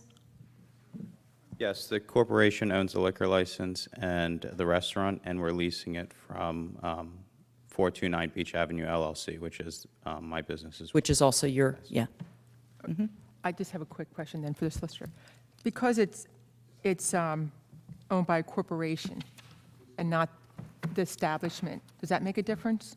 The issue, whoever is going to own the liquor license, be the licensee, they have to disclose the shareholders. That's part of it.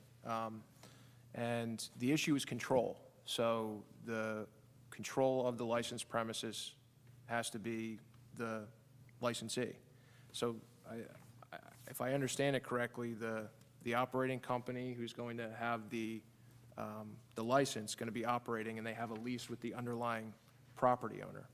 And those two may be under common ownership, but that's usually the relationship, the operating company or corporation, and then the underlying landowner. And then the operating company, in many cases, is going to have a lease or some other arrangement to have control over the premises and the license. So then with the corporation, they could theoretically next year give it to somebody else, could they? Or does this actually go with the property? So if there's a change in ownership in the corporation or company, there's a process that they have to put the municipality on notice. So there's that process built into the ABC regs. Okay. So you can't just wheel and deal these things, in other words. You have to, if you're giving away more than 1% or if there's a substantial change, somebody dies, there's all sorts of mechanisms for notice to the municipality so that you keep an eye on these things. Okay, thank you. Thank you. Thanks. Any other questions, council? Nope. Roll call? Councilmember Baldwin? Yes. Councilmember Meyer? Yes. Deputy Mayor Sheehan? Yes. Councilmember Yeager? Yes. Mayor Mullick? Yes. Next, we have 101-03, 2022, resolution authorizing a place-to-place liquor license transfer for 19 Jackson Street, Cape May, New Jersey, 08204. Do I have a motion? I'll make that motion. Second. Any questions or comments, council? Well, this one's a little bit different, so I guess I have some questions for the solicitor or, Applicant and the applicant's attorney is also here for any questions the council might have. Do you want to call them up? yes.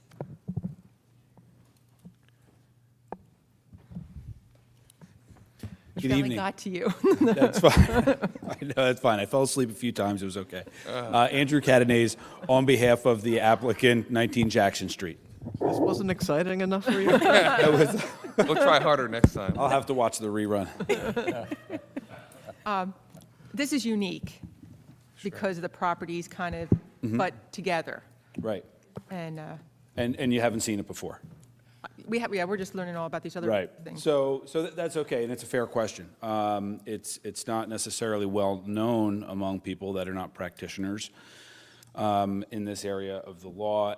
All liquor license holders know this, frankly, that you can expand. But a license can be expanded to cover more than one property. There are two basic requirements.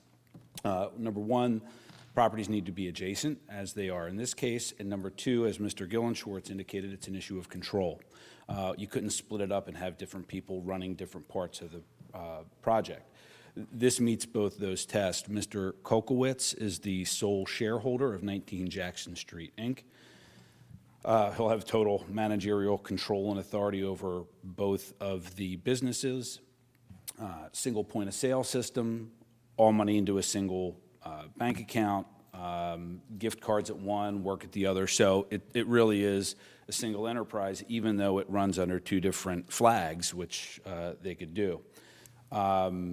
We are not changing any of what was the licensed premises at 106 Decatur. No change there. Certainly not introducing alcoholic beverage services into a business that hasn't been doing it for, I think, about 125 years. So we're really maintaining the status quo. The prospect of doing this, you know, when I rattle these off, you'll know them. You go to Avalon, you've got the Princeton, the Sea Grill, and the Circle Tavern, all one license. Little further south in Stone Harbor, you've got the entire complex at the movie theater. I think there are 3 restaurants plus the theater, all one license. In Sea Isle, there is the Ocean Drive and the Poor House, again, all one license. As long as you have that continuity and the lots touch one another and you have that unified managerial control, you're all set. I do know that this went up to the Division of Alcoholic Beverage Control, and I think they commented on the application. Their only comment was they're missing your resolution, which we respectfully ask for tonight. Any other questions for? I have one question. You were talking about them being contiguous, the two lots. Do you remove that lot line in the process, or No, it remains? no, It it remains remains. 2 lots? Yeah, they don't merge for zoning purposes. Okay. Okay. My question is kind of to dumb it down. It's really just really expanding what you already have onto another property, which has the same uses and allowances. Yeah. In some sense, you're not. The ownership is changing, but what's there is really remaining the same. From a licensing standpoint. I think the big question is that other liquor license able to be sold to somebody else? The one that was there? Yeah. We have no knowledge of where that is, other than it's now a pocket license. It's no longer attached to the property. Could you explain that a little? So, and when it's no longer attached to a premises, it all automatically becomes a pocket, but that is subject to renewal. It's also subject to further council review and approval if that ends up being attempted to be placed somewhere. But it's got its own value connected to this. It does, but you got to remember that. It's tangible property, right? Well, remember. Not tangible, but a license. Actually, under the law, the liquor license it's a privilege.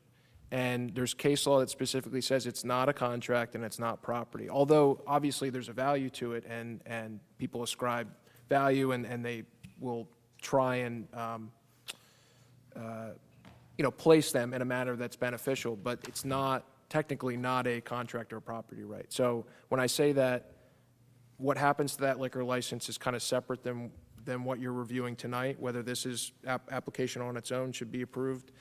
The destiny of that liquor license that no longer has a home is an issue that's going to eventually present itself in the form of an extension of a pocket license application, which can only go for 2 more license terms, or another place-to-place. And it bears kind of reminding that you're not a rubber stamp factory. There is a process involved in getting these to council, but particularly in a place-to-place, you do want to take into consideration the public interest. So that's really your charge here when you review these applications. Thank you. I didn't mean to expand the scope of what we're talking about, but I think it kind of comes to people's mind. I appreciate it. And it's not what we're talking about today. Sure. Any other questions or comments from council? No. No? Thank you. All good? Okay.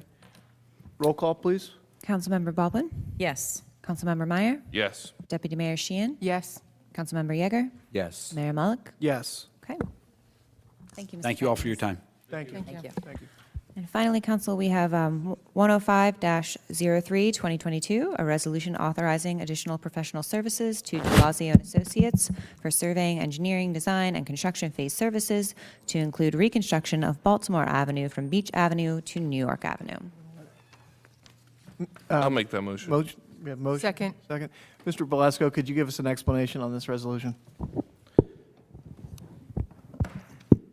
We had a resident of Baltimore Avenue reach out to us asking about plans to pave Baltimore while we were out doing New Jersey Avenue.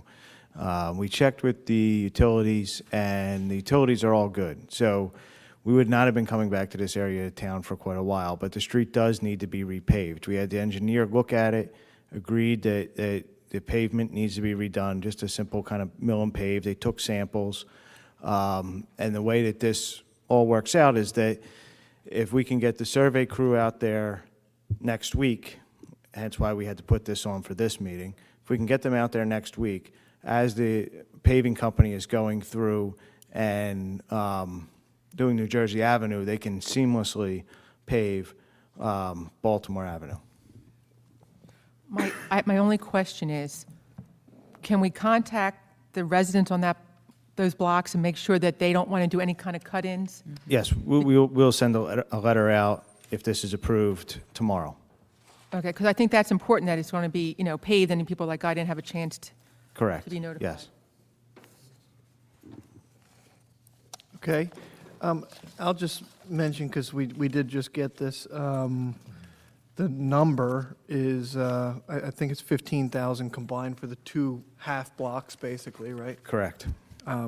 So that's 15,000 for engineering, and I know in the past, some of block by block engineering has cost the city significantly more than that, so. Yeah, but they were also bigger blocks. Yeah, certainly. But I mean, like $70,000 Yes. or whatever, so. Yes, this is we're benefiting from basically having the mobilization already paid for. Right. Everybody's on site right now, under contract.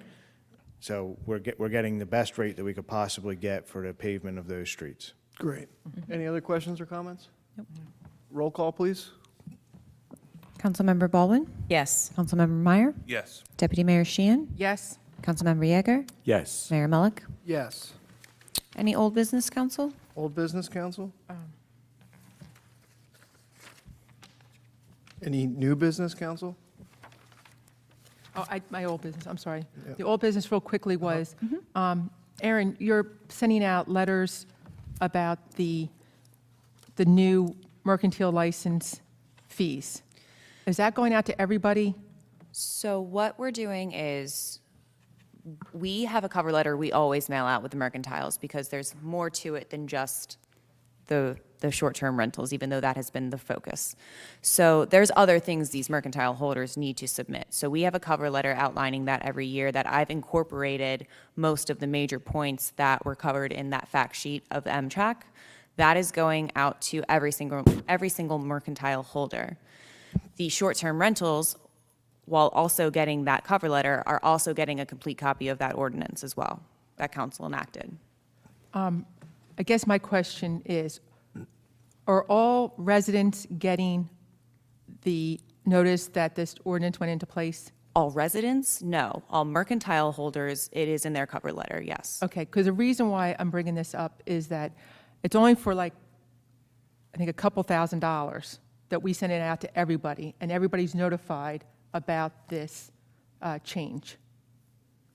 I thought we had agreed to do that more electronically, like social media posting and website posting, and then mailing it out to all mercantile holders. Right, and I know we had talked about it, and I'm bringing it up again because my M-Track had brought it up that they are concerned that there might be some people, when they come to your office, getting upset about the fact that things have changed and they weren't notified properly.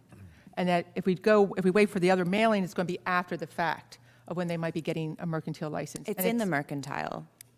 It's in the mercantiles that I'm mailing out right now. Right, but new people that we want to kind of capture that might not realize they need a mercantile license. But we're giving them that extra push to bring them to the table to get that inspection for public safety. Wouldn't that be part of the Mailing is in- application process? Well, Yes, it is. If they're new, they'll have to go through a new. They have to come through my office anyway, and Right. we would be giving them that information. But we're giving them, letting them know that they're supposed to be getting this mercantile license. We're feeling that there's a lot of people that want to comply if they knew the rules were there. And this would give an incentive for them to come and apply and have a fire inspection, which is for public safety. I will be very honest. I think everyone knows they need a mercantile to rent in the city of And Cape they May. need to. I'm going to, that's just very honest. If And council those that wants to do a don't- citywide mailing, we could execute that, but it is going to be time intensive and it is going to cost a good amount of money. Well, I think we did the cost. We were talking with, Lou, I think you were there at our meeting, M-Track. There you are. That that once you send it out all to mercantile license people already, that it's only like a couple $1,000s more for the rest of the residents. I think our primary focus has been just to get the mercantile licenses out. We had a double whammy here with a new system and a new mercantile ordinance. So our focus has been on getting the actual mercantile licenses out and to the people.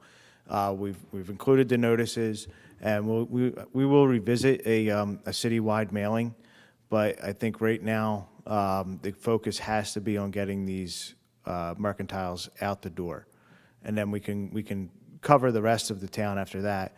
And, it also, by doing that after sending out the initial renewals and maybe some new ones, we can take some people off of the list. If somebody already has a mercantile license, we don't need to send them out something saying that there's a change in the mercantile license. Right, and that was my point, that we're only sending out the ones that aren't getting this mailing. Right. So Which- so it's we not will set a that. complete We will mailing. set that list. Once we get everything out, we'll have an idea of what kind of list we're looking at and be able to run some costs on it. But first and foremost, the mercantiles have to go out. Okay. All right. City Solicitor, any updates? I don't have anything to add. Thanks, Mayor. City Manager? No, sir. City Clerk? Yes, Mayor, we have another blood drive coming up at Convention Hall. It's going to be Monday, April 11th, from 10 a.m. to 3 p.m. Also, the Water Department asked me to announce that there is some COVID-19 utility ratepayer relief available, I believe from the state, to residential customers of local government water and sewer services. Residents with outstanding balances may be able to enter into a payment plan for any outstanding balances. So if anybody is interested in getting more information, please call the Water Department at 609-884-9538, and they would be able to help you out with that. And that's it, Mayor. Great, thank you. Councilwoman Baldwin? I'll make this quick. The summer concert series was posted today, so it's on the Convention Hall website. They are on Tuesdays throughout the summer, most Tuesdays. In August, I think there's a Wednesday here or there that's included. So we're going to have to make our council meetings a little bit earlier, so I can leave here and go to those concerts on Tuesday nights. No arguments on this end? What's that? Arguments on this end? No, but seriously, a lot of good shows, so take a look and, great. yeah. That's all. Councilman Meyer? Yes, Mayor, thank you. I'm looking forward to working with Councilmember Baldwin on come up with some kind of parameters that hopefully City Council can agree on when it comes to some kind of outdoor seating accommodations. And I look forward to working with the city, Mrs. Baldwin, our solicitor, and our managers on this project, and anybody else as members of City Council. So that way we can get something to this table that we can hopefully all agree on to kind of give some kind of direction to our business owners. Great, thank you. Deputy Mayor? I have nothing. Mr. Yeager? Nothing tonight. Thank you.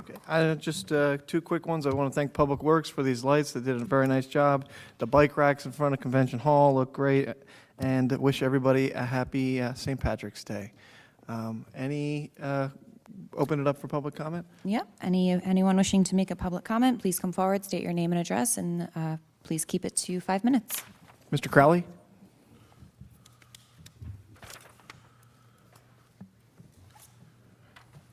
Thank you. Dennis Crowley, 806 Lafayette Street. Two things I want to comment on, make some observations that I hope you find helpful. One of them concerns the outdoor seating ordinance, and the other concerns the fire hall. Pardon me, the police station. The most important thing I heard tonight concerning the outdoor seating was Chris's explanation about the legality of this whole issue. You have a current policy in this town which allows certain merchants to use public spaces for their business. That's on the mall. You have ordinances which allow individuals to have outdoor seating on their private properties while they run their business. You do not have a policy on the citywide use of public spaces for business purposes. You're now going to be considering maybe developing some protocol for that. I hear Chris suggested, and correct me if I'm wrong, but this is new ground, which actually should be done by ordinance. It's policy. It's a new policy because we have never had a policy about using public spaces for private businesses. Except for on the mall. Except for the mall, right, citywide. Now, You can't expand to other places. all right. The issue then becomes one of how to develop a policy and implement it. The history of the council and the things we've been involved in over the last year clearly indicates that an ordinance takes a minimum of 5 months from start to finish, and you're going to precipitate what may be a huge public relations problem if you start to set up policies that don't have a basis in ordinance, which is going to be subject to the whims and the vagaries of various people's opinions and appeals and language that they use to make their cases. You don't have a set of rules to the game you're about to play. That's troublesome to me because I see you getting in trouble with it. And I would caution you to make sure you do something like that pretty quickly because you're going to benefit from it if you do. And you're going to penalize the whole town if you don't, because there's going to be chaos. Second question. Chris.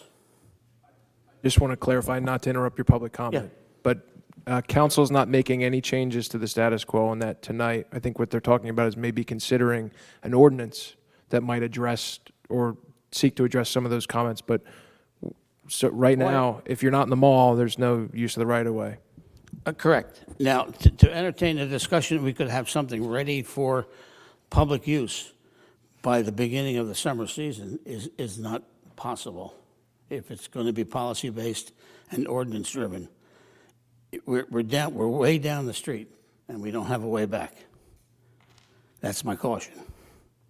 Secondly, the issue of the fire hall, a couple weeks ago, actually a couple months ago, the city commissioned the MTRAC to study the contractual relationships between other municipalities for shared services. One of them is the police service. It doesn't help a discussion of how much this police station is going to cost or where it's going to be. It doesn't help this discussion by dragging that contract into the mix. That contract has nothing to do with the issue of site or building plans. It's a relationship that's a 10-year contract in about 5 years through. It has a calculation of reimbursement. The committee's already looked at this to a certain degree. The schedule for reimbursement has no justification attached to it. We can find no reason why X number of dollars is the weekly, or the yearly stipend. There's no spreadsheet that came with it. It's a number. It's also adding 2% per year. It's now 6 years old. It's going to be in existence for another 4. It's not the time to say that thing is going to compensate for any cost of a police station. It's out of the mix. It could be in the mix if you do the right thing and set up a calculation for reimbursement, which does include things like the cost of the police station. Sure, that's a good possibility, and that's what we're heading to. But we don't have the luxury of saying whether or not that contract has anything to do with the cost or the placement of the police station. It's MTRAC's job, and you gave it to us, to give you a recommendation before this thing expires. It expires in 4 years. You'll have a recommendation sooner than that. So thanks. Mr. Crowley, I have a question for you, please, Mayor, if I may have the floor. Please. You're saying that we should try to open up our contract and renegotiate it now? No. Or set a big number for when we have to renegotiate it 4 years from now? No, but first of all, there's no ability to open up that contract. I'm not sure where you're going with this. Where I'm going with it is, don't use the contractual arrangement with West Cape May or Cape May Point as any source of revenue to help pay for a police station. And nor should we, because it's not guaranteed. It's not just guaranteed, it's not available. It's not in there. So how can you even link those two issues? They don't belong together at this day. They may later, they may in 5 years, they don't belong together today. And by the way, service impacts, and the chief will tell you this, service impacts have changed significantly in the first 6 years of this contract. Case in point, the West Cape May is going to allow the purchase of marijuana within their city. Our police station patrols West Cape May. It's a different, so there's going to be 2 sets of enforcement rules necessarily on the street for our policemen. Nobody's against the police, that's not the issue. The issue is, how are we going to pay for a police station? Where is it going to be? And in a couple of years, you'll have a recommendation for a new contract which captures real costs. because the calculation of what we pay them doesn't include the money we also pay them to use their hall. So what they pay us is going to have to be reality-based. What is the cost of putting a policeman in West Cape May on a regular patrol? Not a plug number from 10 years ago, which nobody can explain, but a real cost. It may be lots more, it could be less, we don't know yet. So you're saying real cost, but you don't know that either. We I don't know that just yet said, until the I said we future. don't know that. So my point is, we have a town next door that wants to sell marijuana, and guess what? If our police officers on the godmother side of town, they're going to ticket them, and that's going to benefit the city of Cape May. You're missing the point, Shane. I'm not sure where you're pointing because you're saying that Okay, we don't know this, we don't know here's this, the we don't point. know this. Here's the point. When one at a time, one at a we time. enter a shared services relationship with another town, and they pay us money for that service has to be calculated on real cost, not a plug number from 10 years ago. But that's 4 years from now when we negotiate that contract. Well, that's why the council gave us the opportunity to study this issue for 3 years. I thought you were tax and revenue, not, contract negotiators or looking We're at not. contracts. We're revenue. Tax people. and revenue, We're tax and revenue, money coming into the city of Cape May. Yeah. That's part of your charge. Well, as a read the committee. rest of the resolution, been because 5 there's other minutes. things, which includes a study of how the city spends their money. Well, I think personally the tax, It's, advisory committee is nothing more than a, it is. excuse me, Mayor, Go ahead, I'm sorry. I apologize. is an extended arm of the Taxpayers Association, which is kind of just a lobbyist group that somehow we allowed inside City Hall. You don't need to go on a rant. And I think that sometimes you guys overextend your authority as a Do committee. you really? Okay. Well, that's your opinion, everybody. Tax and revenue, stick to that. Okay, I think we both made a Mr. Mayor, point. I appreciate dialogue with the council member.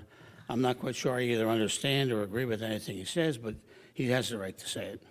I appreciate it. I just want to make one clarifying. And by the way, Shane, you ought to come to one of the meetings once in a while so that you can participate in that discussion. Oh, God, I'd rather die. One quick question, or one statement. All right, all right. All right, I think, Let me finish my 5 reasons, 5 minutes. The reason you'd rather die than go to a meeting is because you might learn something. I used to be on the board All of the right. Taxpayers Association. everyone. I'm just making clarifying, the contract is up in 2025. That's all. That's the Stop date. arguing. I just know. it's- No, thank you. Okay. Any other further public comment? Chief? Apologize. I know everyone wants to get home. I just want to make some clarifying points before you go into your thought process with your budget books. And on my end of it with the capital, I want to make some clarifications so everyone's clear. Deputy Mayor, you made some concerns about the electric vehicles. I want to address that as far as the chargers. I've been tasked with looking into these vehicles. I'm in conversation with several dealerships. I'm also in conversation with the BPU as far as some grants that we may be eligible for some savings on the vehicles. One of your question was about charging stations. Both vehicles, if we were to purchase 2 vehicles, come with their own level 2 chargers, where we would just have to supply the power to those chargers, and they would be able to be charged. Last year, this council asked me to look into electric vehicles. We started last year, with capital from last year's money, in September, we ordered 2 hybrid electric vehicles and gas, so we have those. The chip shortage has caused us a little bit of delay. I won't get those till July or maybe August this year. So we were starting out with those. I cannot completely have an electric fleet.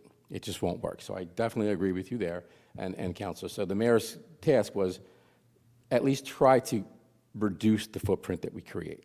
And when I came into office, and the probably first or second conversation I had with the mayor and several other members was to remind me that we are a sustainable Jersey, to remind me that we're a green city, clean waters type of community, and I have to assist my department in doing so, one of which is these electric vehicles, where we would rotate them in as far as charging them and not running for 24 hours. Even with the vehicles that we run gas, I have to refuel. It might only take me 3 minutes to refuel.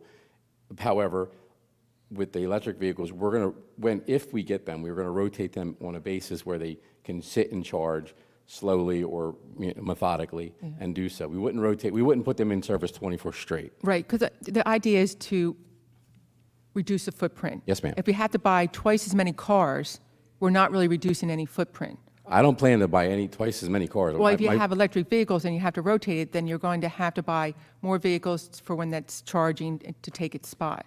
One of the other items was with the manager, he reduced my vehicle fleet to purposely create that mechanism, where I was at 15 or so, we're at 12 now, we need to stay within. I don't plan on adding any vehicles to the fleet. I plan on staying within the fleet number of 12 to 15, just mixing in the vehicles that are electric and carbon combustible engines, where I think it'll help and put the city of Cape May, West Cape May, and Cape May Point, because Dennis, you are correct. I have three agencies or 3 municipalities I answer to, so put us on the map with that.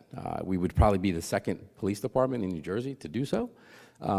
We are exploring charging stations within the city and in the boroughs. They're putting them out there. We're behind the time a little bit because Cape May Point has already beaten us to it. They already ordered their electric vehicle. So they're already there, and they have charging stations. So I'm just trying to stay up with the times and at least do our part as a responsible police department to do so. Yeah. And with your help. Yeah, with these new police cars, you know, it's always detergent when people see a police car, deterrent that they see a police car, a marked, you know, that they see it's a police car, clearly marked. Yeah. And I feel that we're getting a lot of like undercover cars, and it's not as much of a deterrent if we don't have the marked cars out there. Yes, And I'm ma'am. I hoping that we're clearly having more marked understand cars. that one. We have the one unmarked, the darker vehicle that we have. If either whatever we buy, hybrid or we buy all electric, they will be black and white vehicles. And we've actually changed with the cooperation of our fleet company, our mechanism of how it's delivered. We will have police written on the side of these vehicles in very big, bold letters, shrinking our badge down. You'll see it. So I think you'll be pleased with the new mock-up of the vehicles. Patrolman Comley and Sergeant Cole have assisted me with that to do it. So you've made that statement before about people don't know what they're looking at as far as a car coming in the street. You will absolutely know with the next 4 cars that you're purchasing here, they will be identified clearly as police cars. Thank you. Yes, ma'am. And real quick, I know everyone's tired. I also wanted to address your question as far as e-ticketing. Now, e-ticketing, I think it might be, maybe I didn't clarify it or specify what it actually is in my capital request. It's not an app. E-ticketing allows me, again, with the carbon footprint, a part of my policy, to reduce our paper clutter. We are removing all the carbon tickets. So these machines that I'm asking for, where Cape May, predominantly, we have 8,500 tickets that we write, parking tickets every year. So what these machines do, it's just a machine, not an app, a machine that will take all the tickets that West Cape May, and Cape May City or Cape May Point buy and reduce it down to a receipt-looking thing. And you put that, it's one piece of melamine paper that gets printed out and put on the window. It's waterproof. It gets put on there. There's not the ticket that I put on the window, the ticket that I bring back and give to Duran, the ticket that I put in the court box. It's all then digitally sent to the cloud, stored in the cloud to the AOC, then sent downstairs, and it will actually reduce the time that the court staff has to go through tickets. They punch up a screen, they can say, Officer X wrote 35 tickets today, here is the tag number. It reduces the mistakes the chicken scratch, I write like a doctor, my staff writes worse, so it reduces that. So it's not an app per se, it's that $23,000, that's to outfit all 5 cars with a reader. So when a police officer makes a car stop, he punches the tag in, he puts the name in of the offender, and if there's 5 tickets to be written, there's no more writing 5 separate tickets and 20 carbon copies of paper. It prints it out like a receipt. You hand it to the person, they fold it over and say, ticket 1, ticket 2. It's just one sheet of paper. So that's the printer for the car, the software for the car, and it's a one-time cost for the equipment. And then handheld units for the Class 2s to walk out of the door with, so they walk out and they walk in Cape May. Those handheld units, that's about $8,000, but that's specifically for Cape May City.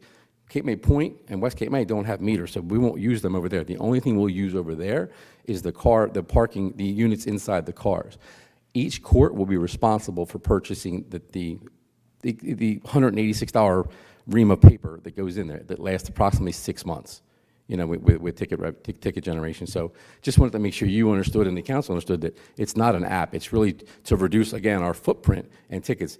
The tickets that we have stored downstairs will now be stored in the cloud. We can start to reduce that clutter and that storage in the event there, like we did with our DMS, our document management system, where I don't put out memos and litany of paper. The officers receive 15, 16 memos a day, a week or a month, and those memos are viewed in their server. They sign for them. I can tell how long they read the document. If they breeze through it, I can say 3 seconds is too long to read 21 pages. So they're held accountable for reading the documentation and making sure that they understand it, and then they sign for it. Can't say, well, you never gave me that policy. No, I did. I did. So please, anyone that has questions, come see myself or the managers. I'll help you there. I want to be clear on the purchases that we make for the city of Cape May and the green footprint that I'm trying to make, or pardon me. I think carbon-free is key, because you're going carbon neutral on the cars and the tickets. We're trying. We're trying, and I'm in conversation with several car dealers to try to get some charging stations here in the city. The managers tasked me with that as well. We need the charging stations. They're expensive. If I can get one of these local, I'm telling you now, if you're listening, one of these car dealers wants to put their name in Cape May City, I'm all about it. Don't we already have the charging stations that we were putting in? But we're paying for them. I want someone to buy one for us. We had a grant. We had a grant that We've won multiple grants in the past. Thank you. And we haven't fulfilled. Thank you, Chief. We haven't fulfilled a lot of those grants because it did cost a lot for electrical engineering purposes. And so if we're going to do these, which I'm all for, I want to win more of these grants. We got to make it more. We got to make it less expensive for our electrical engineers to hook into some kind of system. I appreciate that the chief was saying, these carbon copies are sometimes hard to read. And I was just thinking to myself that if you ever dealt with Coca-Cola or Lay's chips, they have the same systems. They have the strap, they got the printer, you print it out, you sign it, it's good to go. And it's fast, less paper, it's easier to read. I think it's a good move. Okay, all set? Yep. Oh, I'm sorry. Sorry about that, Mr. Seeger.